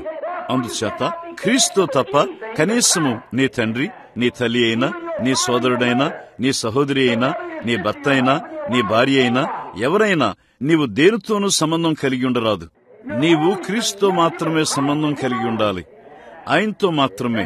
అప్పుడు దేవుడు నిన్ను వాడుకొనగలడు. అప్పటి వరకు నీవు దాన్ని చేయలేవు. కొన్నిసార్లు బయటికి వెళ్ళినప్పుడు ప్రజలతో కఠినంగా మాట్లాడతాను. చూడండి, నిన్ను స్వేచ్ఛగా కత్తిరించుటకు నేను ప్రయత్నం చేస్తున్నాను. నేను తప్పక ప్రారంభించే స్థలమును కలిగి ఉండాలి. కొన్నిసార్లు జుట్టు కత్తిరించుకునే స్త్రీలను, ఈ బట్టలు ధరించే వారిని, ఇంకా క్రైస్తవులమని చెప్పుకొనుచు కొనసాగుతున్న వారిని నేను పిలుస్తున్నాను. అది ఒక చిన్న సంగతని చెబుతాను. బాగుంది, నీవు తప్పక ఎక్కడో ప్రారంభించవలసినది. కాబట్టి తిన్నగా అక్కడే నీ ఆలతో ప్రారంభించు. చూడు, ఎలాగైనా లోకం వలె కనబడు దానిని స్వేచ్ఛగా నరికివేయము మరియు క్రీస్తుకు ఒక ఖైదీగా మారుము. అప్పుడు ముందు కొనసాగము. సమస్తమును స్వేచ్ఛగా నరికివేయము. చివరి వరుస స్వేచ్ఛగా కత్తిరించబడుతుంది. అప్పుడు నీవు ఒక ఖైదీవి. నీవు ఆయన పట్టులోనికి వచ్చావు. ఆయన నిన్ను తన పట్టులో ఉంచుకున్నాడు. ఇప్పుడు మోషే తాను ఒక విమోచకుడిగా పుట్టి ఉన్నానని ఎరిగిండెను. అతనికి అది తెలుసు. మోషే కలిగి ఉన్న ఆశయాన్ని నీవు గమనించావా? ఆమె అతనికి పాలిచ్చి పెంచుతుండగా అతని తల్లి అతనికి చెప్పి ఉన్నదని ఎరిగిండెను. సందేహం లేదు, చిన్న బాలుడైన మోషే జన్మించినప్పుడు అతని తల్లి చెప్పింది, మోషే, నీకు తెలుసా, నీ తండ్రి అమ్రాము మరియు నేను ఎడతెక్కకుండా ప్రార్థించాం. విమోచకుడు వచ్చుటకు అది సమయమైనదని మేము వాక్యంలో చూసి ఎరిగి ఉన్నాము. మేము ప్రార్థించాము, ప్రభు అయిన దేవా, మేము ఆ విమోచకుని చూడాలని కోరుచున్నాము. ఒక రాత్రి నీవు జన్మిస్తావని, నీవు విమోచకుడు అవుతావని ప్రభు దర్శనంలో మాతో చెప్పాడు. మేము రాజు యొక్క ఆజ్ఞకు భయపడలేదు. రాజు ఏమని చెప్పాడో మేము లెక్క చేయలేదు. అప్పుడు నీవు విమోచకుడుగా పుట్టావని మేము ఎరిగి ఉన్నాము. మోషే, మేము నిన్ను సరైన రీతిలో ఇప్పుడు పెంచలేము. ఇప్పుడు గుర్తుంచుకోండి, వారక్కడ ఐగుప్తులో 400 సంవత్సరములున్నారు. చూడండి, నీవు సరైన దాన్ని, సరైన విద్యను, సరైన తరబీతును పొందాలని మేము కోరుచున్నాము. కాబట్టి నేను నిన్ను తీసుకుని ఒక జమ్ముపెట్టులో ఉంచి నైల్ నదిలో నిన్ను వదిలిపెట్టాను. ఎంతో వింతగా ఉంది. ఆ ప్రవాహములు ఆ చిన్న జమ్ముపెట్టు రెల్లుగుండా చొరబడుచు తిన్నగా దూరంలో ఉన్న ఫరో రాజభవనం యొద్దకు తెచ్చినవి. అక్కడే ఫరో కుమార్తె యొక్క స్నానపు కొలను ఉన్నది. నిన్ను పెంచుటకు ఆమెకు ఇప్పుడు ఒక స్త్రీ కావలసి ఉన్నదని నేను ఎరిగియుంటిని.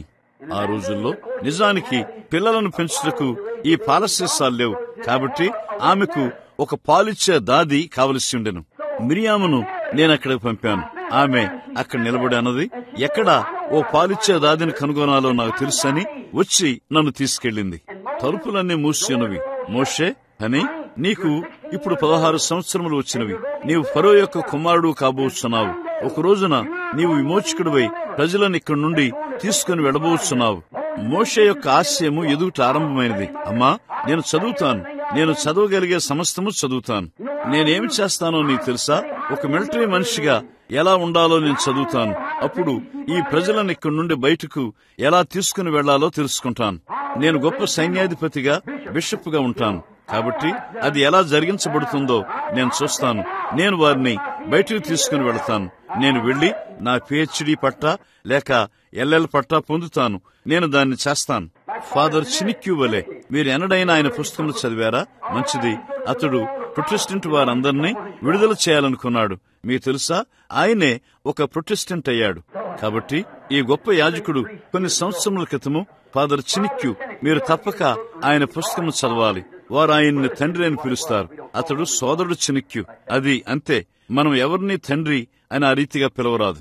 అతడు బైబిలు చదవబోతున్నాడని మనం విన్నాం. ఆ ప్రకారము అతడు బయటకు వెళ్లి ప్రొటెస్టెంట్ మతమును తప్పని నిరూపించి అందరినీ కేథలిక్ గా చేయాలనుకున్నాడు.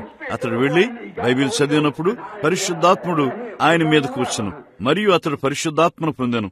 అప్పుడు అతడు వారిలో ఒకడయ్యాడు. కాబట్టి దీన్ని మనం గమనించినప్పుడు మోషే తన తర్బీతునంతా పొందాడు. కారణం అతడు ఎరిగి ఉండెను.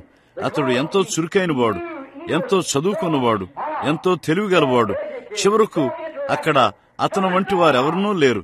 ఐగుప్తీయులకే అతడు విద్య నేర్పగలడు. చివరకు అతడు వారి మనస్తత్వ శాస్త్రజ్ఞులకే అతడు బోధించగలడు.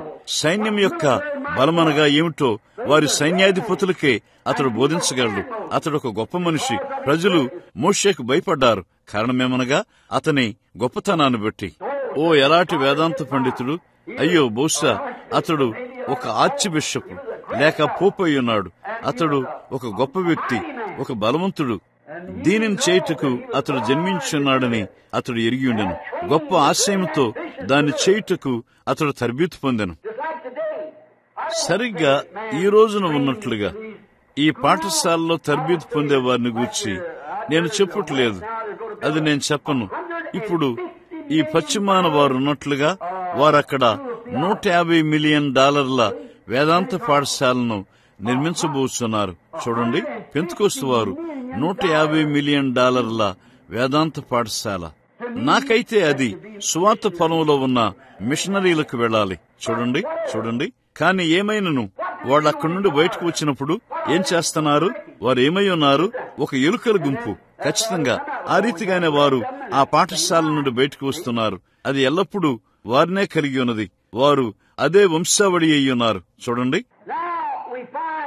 ఇప్పుడు మనం కనుగొన్నదేమనగా మోషే తన తర్బీత్ అంతటితో ఈ రోజు వలె తర్బీత్తో గొప్ప పెద్ద ఆశయాలతో బిషప్లను చేస్తున్నారు. మనం ఏం చేస్తున్నాము? మన ఆశయాలు కూడా సరిగ్గా మోషేవయ్యి ఉన్నట్లుగా ఉన్నవి. చూడండి, దేవుడు ఒక మనిషిని తన చేతుల్లోనికి తీసుకొనక మునుపు అతని ఆశయాన్ని చించివేయవలసి ఉన్నది. అతని తర్బీతునంతా చించివేయవలసి ఉన్నది. అతడు బయటికి వెళ్లి విమోచించాడు. ఒక ఐగుప్తీయుని అతడు చంపాడు. అతడు ఆ పని చేసినప్పుడు అతడు పొరపాటులో ఉన్నాడని ఎరిగి ఉన్నాడు. అతడు దాన్ని చేయకూడదు. అది ఆ విధానమై ఉండలేదు. దేవుడు అతన్ని ఒక ఎడారిలోనికి, ఒక అరణ్యంలోకి తీసుకుని వెళ్ళవలసి ఉండను. నీవు గమనించావా? ఎంత వింతగా ఉన్నది! దేవుడు ఎలా ఈ వ్యక్తులకు వర్తమానమును కలిగి ఉన్నాడో ఆయన వారిని ఎడారిలోనికి తీసుకుని వెళ్ళాడు. పౌలును తరబేదు చేయుటకు, అతని యొక్క గొప్ప దర్శనం ఏమై ఉన్నదో చెప్పుటకు అతనిని ఎడారిలోనికి తీసుకుని వెళ్ళను. ఒక ప్రత్యేకమైన ఎడారిలోనికి వెళ్ళాడు. ఏమి చేయాలో అతనికి పూర్తిగా తెలియచేయబడి వరకు అతడు అక్కడ నిలిచి ఉండెను. మోషే కాలంలో ఆయన అతను బయట ఎడారిలోనికి తీసుకుని వెళ్ళాడు. అతన్ని 40 సంవత్సరములు బయట ఉంచి అతని వేదాంతమును, అతని ఆశయాన్ని చించివేశాడు. ఓ ఎలాంటి సమయము! అతడు వెనుకకు చూసి తన అపజయమును చూడగలడు. ఈ రాత్రి మన ఆశయాన్ని మనం చూస్తున్నప్పుడు ఎలా మనము తప్పక దాన్నే చేయవలసి ఉన్నదో. స్వస్థతా ప్రచారం వైపు చూడండి. దేవుడు రోగులకు కొన్ని సంవత్సరముల క్రితము స్వస్థతను పునరుద్ధరించి ఉన్నాడేమో చూడండి.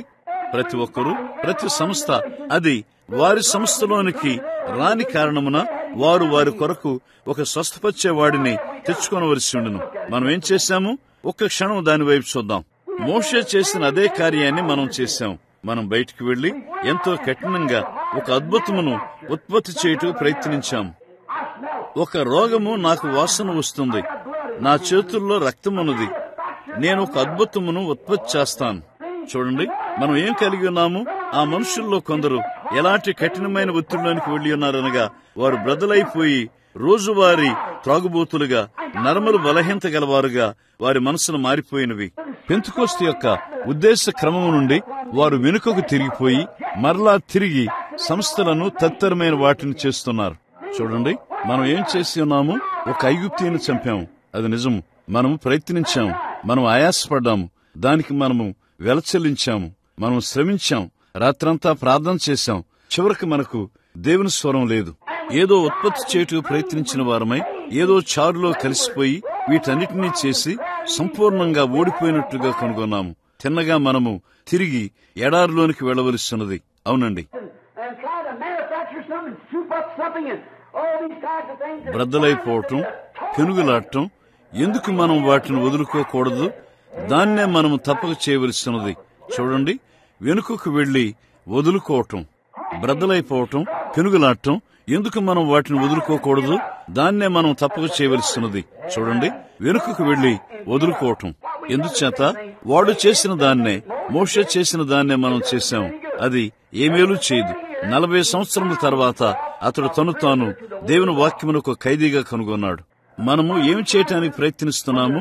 ఈ గొప్ప దీవెన బయటికి వచ్చినప్పుడు, దేవుడు మనకు చెప్పిన ఈ గొప్ప కార్యములన్నీ ప్రత్యక్షపరచబడినప్పుడు మనము తప్పక ఎలా తిరిగి జన్మించవలసి ఉన్నదో, మనము ఎలా తప్పక పరిశుద్ధాత్మను పొందవలసి ఉన్నదో, యేసుక్రీస్తు నామములో బాప్తిసం, ఈ కార్యములన్నీ.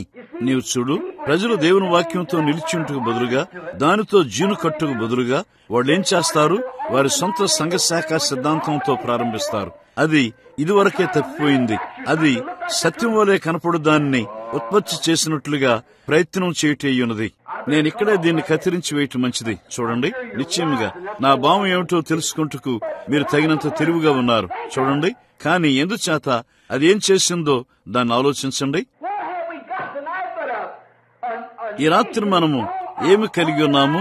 సంపూర్ణంగా సంస్థాగతమైన ప్రజలతో ఉన్న దేశము. ఎవరు లేఖనమును వ్యతిరేకిస్తున్నారు? అది మానసిక వివేచనని. ఎవరు పరిశుద్ధాత్మ జీవమును పిలుస్తున్నారు? అలాంటి వారిని వారి ఆలయంలోనికి రానిచ్చుటకు నిరాకరిస్తున్నారు. ఒక్క మాటను నీవు సర్ప సంతానమును గూర్చి చెప్పుటకు వారు అవకాశమివ్వరు. అలాగనే నిత్య భద్రత, పరిశుద్ధాత్ముడు అది వాక్యమై ఉన్నదని బయలుపరిచిన విషయములు నేను సవాలు వెంబడి సవాలు చేసి వచ్చి అది తప్పని నిరూపించమని చెప్పాను.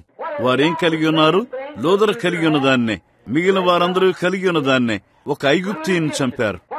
అది ఏమై ఉన్నది? బహుశా వారు ఎవరో ఒకరిని దొంగిలించటను మాన్పించి తన భార్యకి నమ్మకంగా ఉన్నట్లు చేశారు. అయితే దాని నుండి మీరు ఎవరిని తయారు చేశారు? ఒక సంఘ సభ్యుణ్ణి. వచ్చి మా గుంపులో చేరండి. చూడండి, 40 సంవత్సరముల తరబీతుతో అతని విజయమును గూర్చి ఒక కుళ్ళిపోయిన కంపు కొట్టుచున్న ఒక మృతమైన మనిషి వైపు అతను వేళ్లు చూపుచున్నాడు. ఒక కుళ్ళిపోయిన ఐగుప్తీయుడు అక్కడ చనిపోయి దుర్వాసన కొడుతున్నాడు. అది ఈ రాత్రి ఆ రీతిగానే ఉన్నది.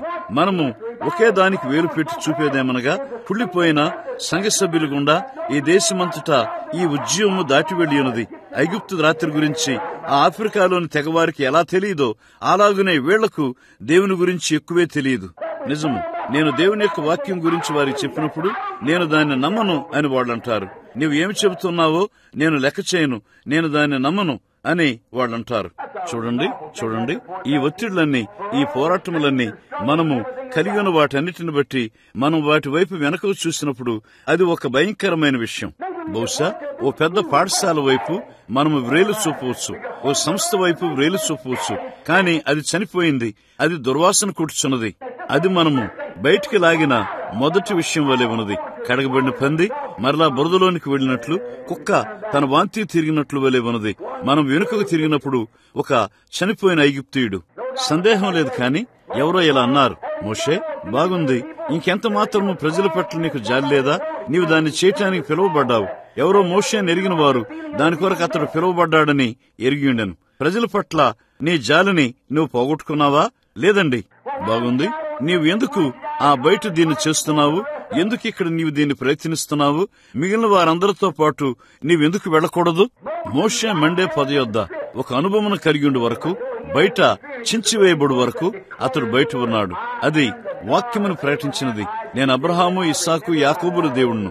నేను నా వాగ్దానమును జ్ఞాపకం చేసుకున్నాను. నేను వారిని విడిపించుటకు దిగివచ్చి ఉన్నాను. దాన్ని చేయుటకు నిన్ను పంపుచున్నాను. అదంతే. అతడు వాక్యమును చూశాడు, ప్రజల యొక్క ఆశయము లేక ప్రజల యొక్క ఆశలు కాదు. అప్పుడు అతడు ఏమయ్యాడు? ఇక ఎంతమాత్రము ఐగుప్తీయులను ఎదుర్కొనుటకు అతనికి ఇష్టం లేదు. దీన్ని ఎంతమాత్రం ఎదుర్కొనుటకు అతనికి ఇష్టం లేదు. కానీ అతడు ఒక ఖైదీగా మారాడు. ఆమేన్. 40 సంవత్సరములు పారిపోయాడు, చించివేయబడ్డాడు. తరువాత అప్పుడు అతడు మండే పదనొద్ద ఒక ఖైదీగా మారాడు. శక్తివంతుడైన మోషే తన బలవంతుడితో, మాటలో, క్రియలో ఐగుప్తులో మోషే ఒక బలమైన మనిషి అని బైబిల్ చెప్పింది. అయితే ఆ బలమైన వేదాంత పండితుడు మండే పొదనొద్ద, గమనించండి, అతడు కేవలము అతని అసమర్థతను ఒప్పుకున్నాడు. అతడు దేవుని యొక్క నిజమైన ఉద్దేశమును చూసినప్పుడు దాన్ని చేయుటకు అతడు అసమర్థుడని ఒప్పుకున్నాడు. అయినను అతడు వారి శ్రేష్టమైన పాఠశాలలో తరబేతి పొంది వేదాంత విద్య అతనికి ఇవ్వగలిగినదంతటితో అతడు తరబేతి పొందాడు.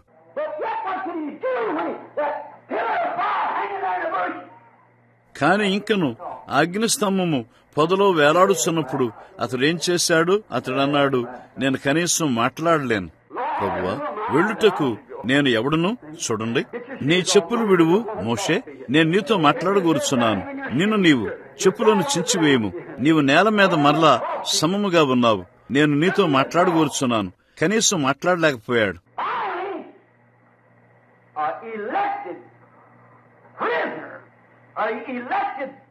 చివరగా ఎన్నుకొనబడిన ఒక ఖైదీ, ఒక ఎన్నుకొనబడిన ప్రవక్త. పౌలు ఎన్నుకొనబడి ఉన్నట్లుగానే మోషే ఎన్నుకొనబడి ఉన్నాడు, విమోచకుడు. అప్పుడు చివరగా ఆయన ఎన్నుకొన్న ఏలిక ఆయనకు ఖైదీగా అయ్యాడు. ఓ హల్లెలూయా! అతడు దేవుని యొక్క వాక్యము కదిలించినట్లుగానే కదలగలడు. నన్ను పంపినది ఎవరని చెప్పాలి? నేనెలా చేయగలను? నేను నీకు తోడుగా ఉంటాను. అవును ప్రభువా, సరిగ్గా నీవు చెప్పినట్లుగానే నేనిక్కడ ఉన్నాను. ఓ అయ్యో, అదే అతడు ఒక ఖైదీ. అతని శ్రేష్టమైన ఆలోచనకు వ్యతిరేకంగా అతడు వెడతాడు. ఒక సైన్యమును నడిపించుటకు అతడు తరబీదు చేయబడ్డాడు. కత్తులు ముఖమునకెత్తాలి. రథములన్నీ క్రమంగా వెళ్ళుటకు తరబీదు పొందినవి. ఈటలు ముందుకెళ్లాలి. దాడి చేయండి. ఆ ప్రకారమే అతడు దాన్ని స్వాధీనపరుచుకొనబోతున్నాడు. అది అతని తర్ఫీదు. కాని అతడు అన్నాడు, నేను దేన్ని వాడబోతున్నాను? ఆయన అన్నాడు, నీ చేతిలో ఏమున్నది? ఒక కర్ర. కొన్నిసార్లు దేవుడు చేసే కార్యములు మానవ మనస్సుకు వింతగా ఉంటాయి. చూడండి, అతని చేతిలో కర్ర ఉన్నది, మీసాలు వేలాడుచున్నవి. 80 సంవత్సరముల వయస్సు గలవాడు. అతని భార్య కంచర గాడిద మీద కూర్చున్నది. ఆమె తొడపై పిల్లవాడు కూర్చున్నాడు. చిన్న పాత బలములేని చేతులు కిందికి వేలాడుచున్నవి. ఒక కర్ర అతని తలపైకి లేచి ఉన్నది. కారణము అతడు యెహోవా ఎలాగ సెలవిస్తున్నాడు కలిగి ఉన్నాడు. ఎందుచేత ఆఖరిగా అతడు లంగర వేయబడ్డాడు. అతడు ఒక ఖైదీ. వాక్యము కదిలించినప్పుడు మాత్రమే నేను కదలగలుగుతాను. వాక్యము ఎక్కడ మాట్లాడుతుందో అక్కడనే నేను మాట్లాడతాను. నీవు ఎక్కడికి వెళుచున్నావు? నాకు ఒక పని ఉన్నది. ఫరో ముందు నిలబడి ఈ కర్ర ద్వారా అతనికి చూపించు, దేవుడు నన్ను పంపాడని. ఆమేన్. తరువాత నీవు ఏమి చేయబోచున్నావు? నేను దీన్ని చేసిన తరువాత దాన్ని ఆయన సిద్ధం చేస్తాడు. అక్కడే నీవున్నావు. మొదటి అడుగు. ఈ రాత్రి నీవు చేయవలసిన ఒకే పని ఉన్నది. లోబడు. ఒక ఖైదీగా మారు. నిన్ను గూర్చి మరి దేన్ని గూర్చి ఆలోచించవద్దు. ఒక ఖైదీగా మారుము. మోషే ఒక ఖైదీగా మారాడు. కనీసం అతడు మాట్లాడలేనని ఒప్పుకున్నాడు. చివరగా ఆయన చేతిలోనికి దేవుడు తీసుకున్నప్పుడు అక్కడ దేవుడు అతన్ని కదిలించిన చోటుకే అతడు కదలగలడు. ఎక్కడికి? ఆయన వాక్యమును అతనికి చెప్పాడు. అది వాక్యమై ఉన్నదని అతడు ఎరిగి ఉండెను. అప్పుడు అతడు తాను వాక్యమునకు అప్పగించుకొను. పరిశుద్ధాత్ముడు దేవుడు అక్కడ దేవుని చిత్తమునకు మోషేను జీను కట్టెను. దాన్నే దేవుడు పౌలు చేశాడు. అది నిజము. ఆయన పౌలుకు జీను కట్టాడు. చిన్న వంకర ముక్కు, అపహాస్యం చేసే యూదుడు. అతని మీద అంతా PhD LLDతో వ్రాసి ఉన్నది. ఆయన అన్నాడు, వాక్యం నిమిత్తము శ్రమను పొందబోచున్నాడని అతనికి చూపించను. చూడండి. తరువాత పౌలు అక్కడ కూర్చుని దేవుని యొక్క వాక్యమును చూస్తూ అది యేసయ్య ఉన్నాడని తన చేతులనెత్తి ఆయనతో జీను కట్టబడ్డాడు. దేవుని యొక్క ప్రేమ వాక్యమునకు అతను జీను కట్టింది.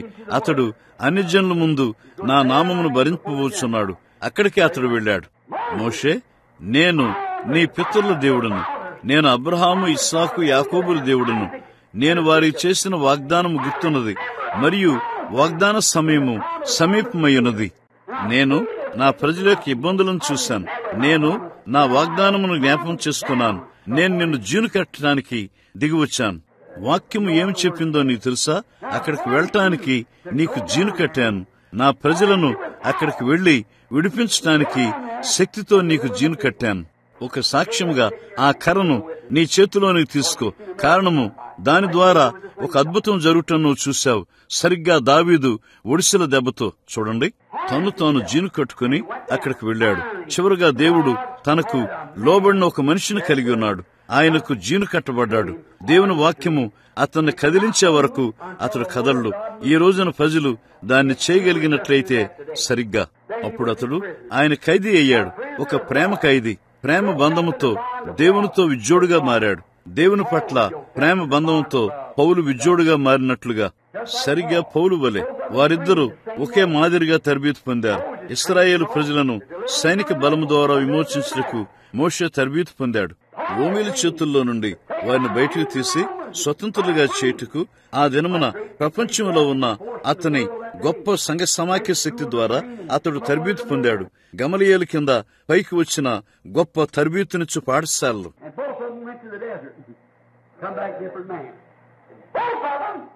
వారిద్దరూ ఎడారికి వెళ్లారు. భిన్నమైన మనుషులుగా తిరిగి వచ్చారు. వారిద్దరూ అగ్నిస్తంభమును చూశారు. వారిద్దరూ ప్రవక్తలై ఉన్నారు. అది నిజము. వారిద్దరూ ప్రవక్తలు. వారిద్దరూ అగ్నిస్తంభంతో మాట్లాడారు. అది ఖచ్చితంగా సత్యము. విమోచన కొరకు వస్తున్నారు. ఒక ఎడారికి వెళ్లి వాళ్ళు అక్కడ ఉన్నారు. వారి గృహములను విడిచి దాన్ని కనుగొనుటకు ఎడారికి వెళ్లారు.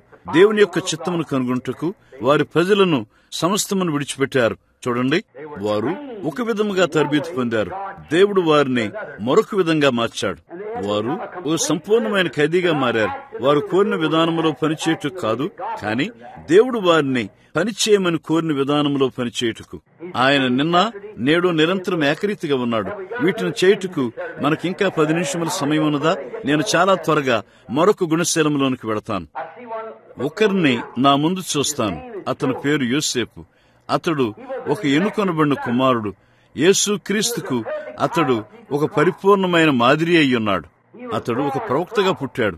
అతడు ఒక ప్రవక్త కూడా. చూడండి. ఇప్పుడు అతడు దర్శనమును చూడగలడు.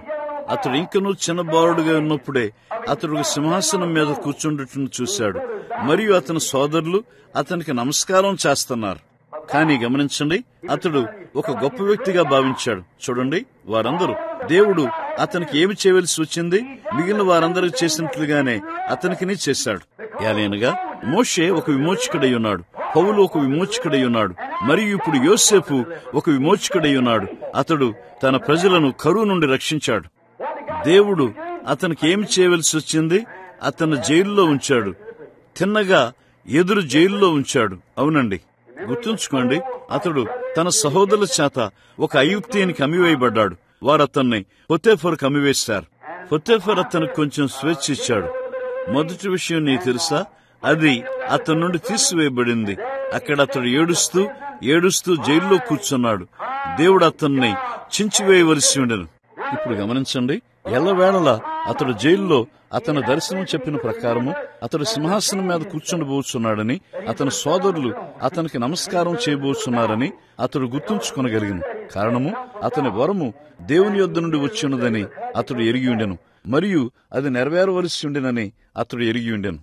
దేవుని యొక్క వాక్య ప్రకారము ఈ చివరి దినముల్లో దేవుడు ఒక సంఘమును కలిగి ఉండబోతున్నాడని, ఆయన ఒక ప్రజను కలిగి ఉండబోతున్నాడని మనము మనసులో ఉంచుకొనగలిగినట్లయితే మంచిది.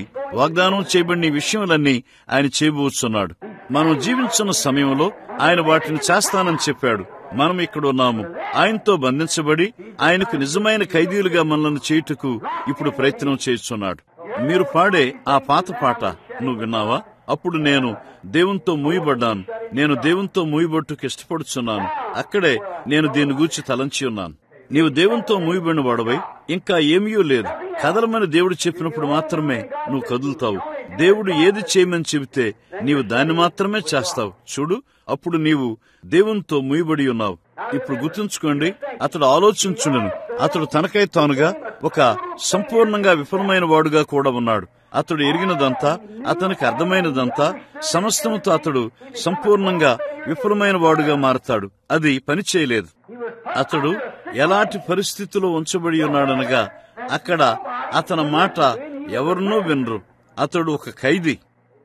చూడండి, అతడు ఒక పరిస్థితిలో ఉంచబడి ఉన్నాడు అనగా అవిశ్వాసులు కూడా అతని మాటను వినరు. నా భావమును నువ్వు చూడగలవా? అతని పరిచర్య ఏ ప్రభావం లేనిదయింది. ప్రజలు వారి తలను త్రిప్పారు. జైల్లో అతని మాటను ఎవరినూ లెక్క చేయలేదు. అతని పరిచర్య ఏ మంచి చేస్తుంది? అతడు నిలబడి జైలు వైపు తిరిగి జైలు ఇనుప కడ్డీలకు బోధించాలి. వాడు వీధి గుండా కిందికి నడుస్తున్నారు చూడండి. కాని అతడు ఒక ఖైదీగా మారాడు. ఆ చక్రము సరిగా తిరుగు వరకు దేవుడు అతన్ని ఒక ఖైదీగా ఉంచాడు. ఆయన అన్నాడు, ఇక్కడ నా మనిషి ఉన్నాడు, మహిమ సంపూర్ణంగా విఫలమైన వాడు. చివరగా దేవుడు అతను జైలు గదిలోనికి వచ్చాడు. పౌలు వలె మిగిలిన వారందరి వలె ఆయన అతని దగ్గరకు వచ్చాడు. అతనిని అక్కడి నుండి బయటికి తీయుటకు అతడు కలిగి ఉన్న వరమును ఆయన వాడుకున్నాడు. అది నిజము. అతన్ని జైలు నుండి ఆయన బయటికి తెచ్చాడు. ఆయన ఏం చేశాడు? అతను జైలు నుండి బయటికి తెచ్చిన వెంటనే అతని ప్రక్కన కూర్చోవటానికి రాజు ద్వారా అతనికి అధికారం ఇవ్వబడింది. జైలు గృహం నుండి ఆయన అతను బయటికి తెచ్చి అతనికి అధికారం ఇచ్చాడు. జైలు గృహం నుండి ఆయన అతను బయటికి తెచ్చి అతనికి అధికారం ఇచ్చను. చివరికి అతడు ఏం చెప్పితే అది నెరవేరవలసి ఉండెను. ఆమెన్. అతడు ఒక ఉద్దేశం కొరకు జన్మించి ఉన్నాడని జైల్లో అతడు ఎడతెగక జ్ఞాపకం చేసుకుంటున్నాడు. అతడు రాజు ప్రక్కన కూర్చొనబోచున్నాడు. మిగిలిన వారందరూ అతనికి మోకరించున్నారు. అతని దర్శనము ఆ రీతిగా చెప్పి ఉన్నది. ఆమెన్. అయితే అతని దర్శనము సంపూర్ణంగా నెరవేర్చబట్టుకు ముందు అతడు ఒక ఖైదీగా మారవలసి ఉండెను. ఆమెన్. అతడు ఒక అధిపతిగా మారాడు. అతడు తన జైలు గది నుండి బయటకు వచ్చినప్పుడు అతడు దేవుని యొక్క వాక్యమునకు ఖైదీగా మారాడు. అదేమనగా దేవుడు అతని ద్వారా కదిలినప్పుడు దేవుడు అతని నోటిలో ఉంచిన దాన్ని మాత్రమే అతడు చెప్పగలిగాను. గమనించండి, మోషే తన సొంత ఇష్ట ప్రకారము ఫరో యొక్క అధిపతులను బంధించుటకు అతడు శక్తిని కలిగి ఉండను. కదులుము అని నీవు ఈ కొండతో మాట్లాడిన యెడల ఫరో అధిపతులను బంధించుటకు అతడు శక్తిని కలిగి ఉండను. వారు పెద్దలయ్యున్నా లేక పెద్ద పాదిరులైనా రాష్ట్రీయ ప్రతినిధులైనా వారు ఏమై ఉన్నప్పటికీ అతడు అన్నాడు, నేను నిన్ను బంధిస్తున్నాను. వారు బంధించబడ్డారు. అది అంతే అయ్యున్నది. తన సొంత ఇష్ట ప్రకారము తన సొంత మాట చొప్పున అతడు చేయగలడు. ఆమెన్. దేవునికి మహిమ. ఓ, నాకు సరిగ్గా 3 నిమిషాలున్నాయి కాబట్టి నా మాటను పాటిస్తాను. అతడు దేవునికి ఒక ఖైదీగా మారాడని మనం కనుగొంటాము. ఒక ఖైదీ నుండి ప్రపంచమునకు.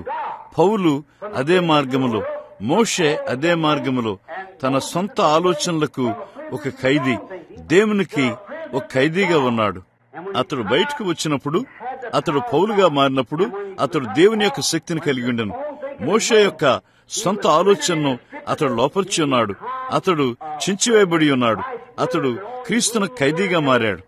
నీవంటావు, క్రీస్తు ఐగుప్తు యొక్క గొప్ప సంపదల కంటే క్రీస్తు విషయమైన నింద గొప్ప భాగ్యంగా ఎంచుకున్నాడు. కాబట్టి అతడు క్రీస్తుకు ఖైదీగా ఉన్నాడు, సరిగ్గా పౌలు వలె. గుర్తుంచుకోండి, ఆ 3 ప్రవక్తలే. చూడండి, దేవుని చిత్తమునకు, దేవుని యొక్క మార్గములకు ఒక ఖైదీగా మారుటకు వారి సొంత ఆలోచన చించివేయబడింది. మనకు గుర్తున్నది, తన సొంత మాటతో బంధించుటకు అతనికి శక్తి ఉన్నది. తన సొంత మాట ప్రకారం విప్పుటకు అతడు శక్తిని కలిగి ఉండెను. నా రాజు పేరట నిన్ను విడుదల చేస్తాను అని అతడు చెప్పగలడు. ఆమెన్.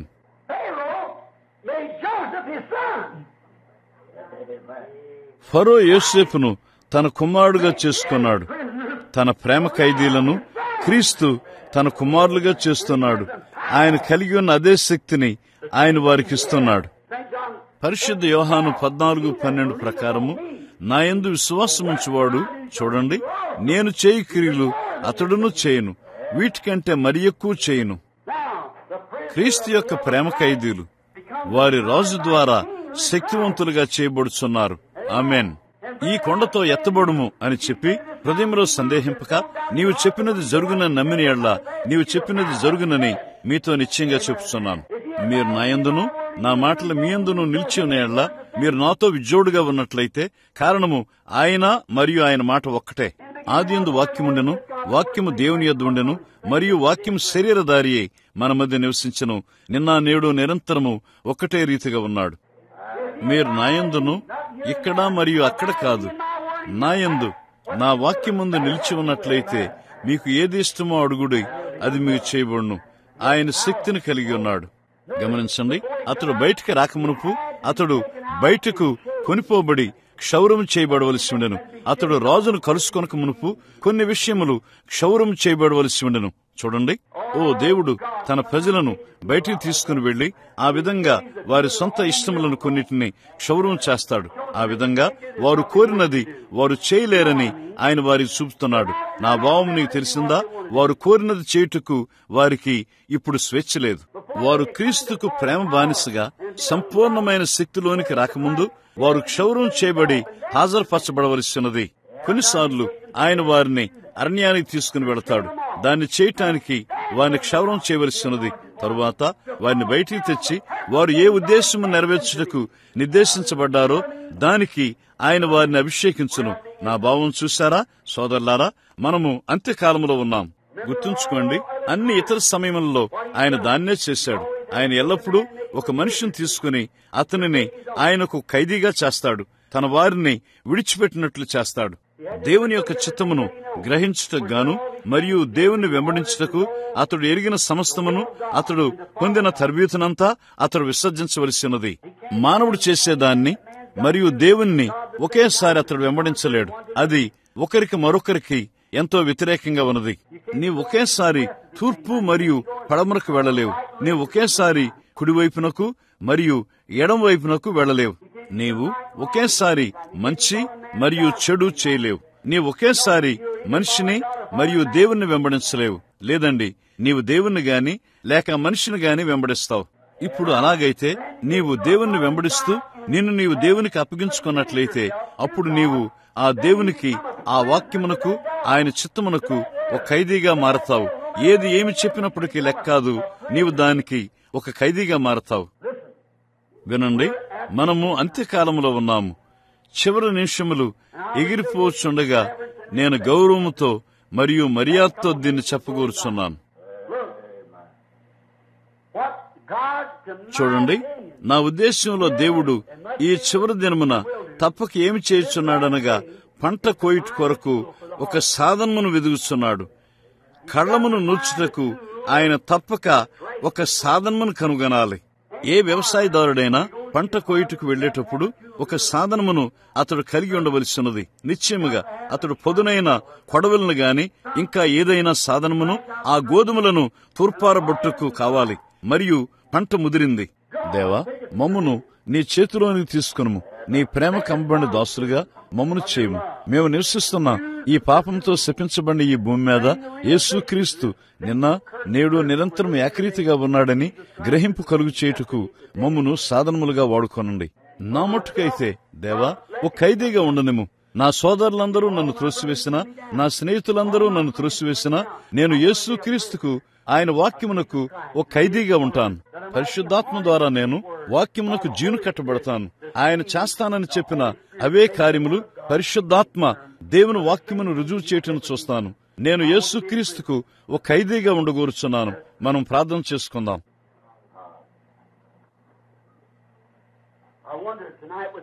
ఈ రాత్రి మనము తల్లు వంచి ఉండగా నేను ఆశ్చర్యపడుచున్నాను.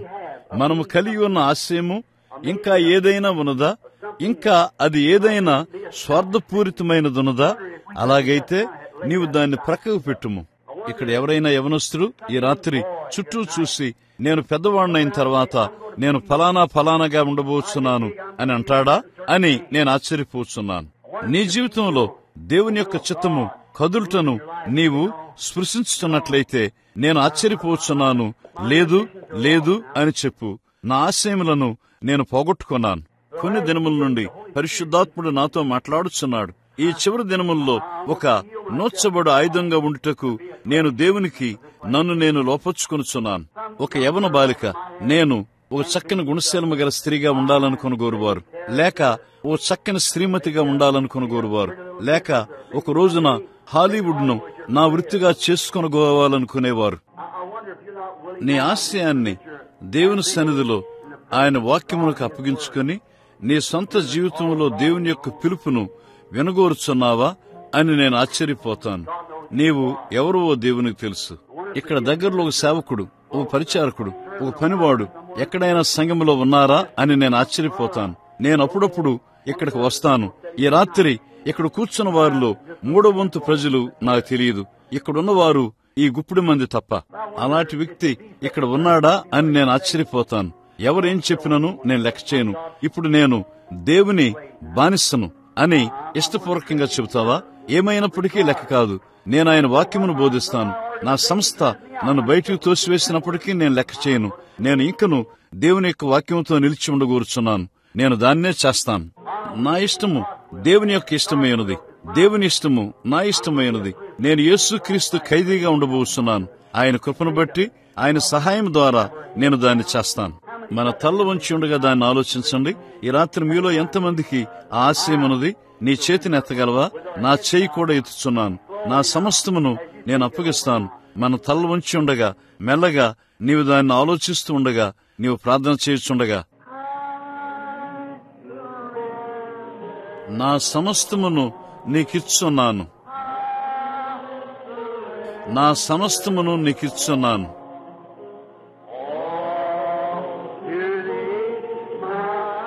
అంతా నీకే నా ధన్యమైన రక్షకుడా. నా సమస్తమును నీకిచ్చున్నాను.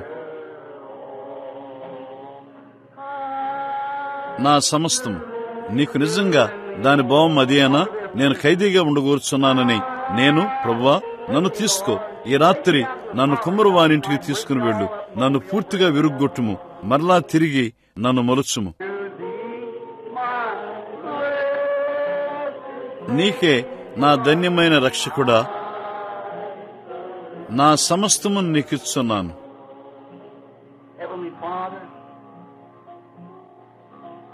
పరలోకపు తండ్రి, పాట కొనసాగుచుండగా అది ఈ సమయంలో ఎంతో లాభకరమైంది.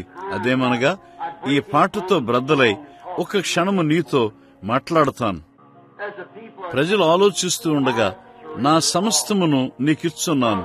తండ్రి, ఇదే మా యొక్క చివరి అవకాశం వలె మేము దీన్ని చేయుదుముగాక. come unto the table మేము యథార్థంగా ప్రభు యొక్క బల్ల యొద్దకు వచ్చుదుముగాక ఉతకబడిన వస్త్రములతో, కడుగుబడిన ఆత్మలతో, కడుగుబడిన చిత్తములతో, కడుగుబడిన ఆశయాలతో మమ్ములను మేము నీకు ఇచ్చుకొందుముగాక. దేవుడు తన వాక్యమును తీసుకుని దేవుని వాక్యముతో ఏకంగా మనలను విజ్జోడుగా చేయునుగాక. దేవుడు తన వాక్యమును తీసుకుని దేవుని వాక్యముతో ఏకముగా మనలను విజ్జోడుగా చేయునుగాక. విజ్జోడు ములు శబ్దము మన హృదయముల చుట్టూ పరిశుద్ధాత్మను మ్రోగించుండగా ఈ రాత్రి నుండి నీ వాక్యమునొద్ద నేను నిన్ను తీసుకుంటాను. ఇప్పుడు నీ సొంత ఆలోచన చేయవద్దు. నా తలంపులను తలంచుము, నా చిత్తమును తలంచుము.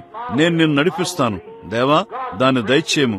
అది ప్రతి ఒక్కరి అనుభవంగా ఉండునుగాక. ఇక్కడ యవనస్తులు కూర్చుని ఉన్నారు, భార్యాభర్తలు. కొందరు భార్యాభర్తలు కాబోచున్నారు. అక్కడ వృద్ధులు కూర్చుని ఉన్నారు. మార్గమంతటి గుండా సేవకులై ఉన్నారు. ప్రభువా, ఇక్కడ సోదరుడు నెవిల్ మరియు నేను నిచ్చెన పైకి వస్తున్నాము. మా దినములు లెక్కించబడి ఉన్నవి. ఇది వరకు వేస్తున్నప్పటికంటే మా అడుగులు ఇంకా జాగ్రత్తగా వేయుచున్నాము. మేము ఎక్కడ అడుగు వేస్తామో గమనిస్తాము. ఒకప్పుడు ఉన్నట్లుగా భౌతికంగా మాట్లాడితే అంత నిశ్చయమైన పాదములు లేవు. కానీ ప్రభువా, ఆ మత్యమైన జీవితము మాసిపోవచ్చుండగా మా చేతిని పట్టుకుని ఉన్న నీవు లేకుండా మా పాదములు స్థిరముగా ఉండవు. దేవా, ఇప్పుడు మమ్మను తీసుకొనుము. నీవు తీసుకొనవా? మా హృదయములను మరియు మా చిత్తమును నీ సొంత చేతిలోనికి తీసుకుని ఈ రాత్రి నీ వాక్యమునకు, క్రీస్తుకు మమ్మను ఖైదీలుగా మారినము. మేము దైవభక్తితో కూడిన జీవితములు జీవించుదుముగాక. ఈ స్త్రీలు, ఈ యవన స్త్రీలు, ఈ యవన పురుషులు, బాలురు మరియు బాలికలు ప్రభువా, వారి జీవితములను నీకిచ్చుదురుగాక. వారి ఆశయము యేసును సేవించే ఆశయముగా మారునుగాక. ఆయన దైవిక కృపకు మరియు ఆయన చిత్తమునకు మనము ఒక ఖైదీగా మారుదుముగాక. ప్రభువా, దాన్ని దయచేయము. ప్రభువా, నేను ఎరిగినదంతయు అదియే. ఈ చిన్న విరిగిన మాటలను నీవు తీసుకుని వాటిని సరిగా ఏకము చేయము. ఏలైనగా ఇక్కడ వేడిగా ఉన్నది. ప్రజలు వినగోరుచున్నారు, కాని చాలా వేడిగా ఉన్నది. అనేక మంది ఇళ్లకు వెళ్లి పెందలకడ పనికి వెళ్లవలసినది. ఆ విత్తనములు వారి హృదయములో ఉంచుము, ఒక ఖైదీగా. ఇంటికి వెళ్లి భార్యతో చెప్పండి, ఈ మధ్యాహ్నము లేక ఈ సాయంకాలము వారు మోకరించక ముందు పడక ప్రక్కన ఒకరి వైపు ఒకరు చూస్తూ, ప్రియా, ఈ రాత్రి సంగతి ఏమిటి? మనము నిజంగా క్రీస్తుకు మరియు ఆయన చిత్తమునకు నిజముగా ఖైదీలుగా మారామా, లేక మన సొంత ఇష్ట ప్రకారం పనిచేద్దామా? ప్రతి చోట యవన స్త్రీలు, యవన పురుషులు, ప్రతి చోట విశేషంగా ఈ రాత్రి వాక్యమును వినవారు తమను తాము అదే ప్రశ్న అడుక్కుందురుగాక. నేను నా సొంత జీవితమును విసర్జించి ఒక ఖైదీగా మారుటకు ఇష్టపడుచున్నానా? తన ప్రాణమును కాపాడుకునివాడు దాన్ని పోగొట్టుకొను, కాని నా నిమిత్తము తన ప్రాణమును పోగొట్టుకునివాడు దాన్ని పొందును. తండ్రి, అది మాకు తెలుసు. నీ ఖైదీగా మారి మా సొంత ఆశయాలను, మా సొంత కోరికలను మేము కోల్పోయినప్పుడు అప్పుడు మేము నిత్యజీవమును కలిగి ఉంటాము. ప్రభువా, దాన్ని దయచేయము. నేనెరిగిన ఒక్క సంగతి, దానిని నీ చేతిలోనికి అప్పగించుటే అది ఫలించి ఈ చివరి దినం పంట కొరకు గొప్ప పరిక్రమలను ముందుకు తెచ్చునుగాక. స్త్రీలు మరియు పురుషులు, బాలురు మరియు బాలికలు సంపూర్ణంగా దేవుని చిత్తమునకు లోపరచబడి యేసుక్రీస్తుకు, ఆయన ప్రేమకు, దైవిక ప్రేమ బంధకములతో సంకెళ్లు వేయబడి క్రీస్తుకు ఖైదీలుగా మారుదురుగాక. మేము ఆయన నామములో అడుగుచున్నాము.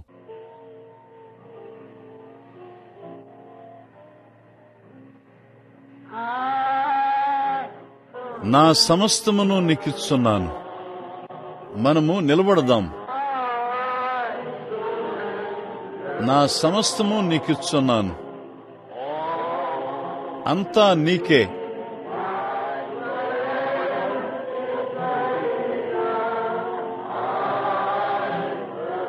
మన కన్నులు మూసుకొని మన చేతులను పైకెత్తి దాన్ని మరలా చెబుదాం. నా సమస్తము నీకిచ్చున్నాను. నా సమస్తము నీకిచ్చున్నాను.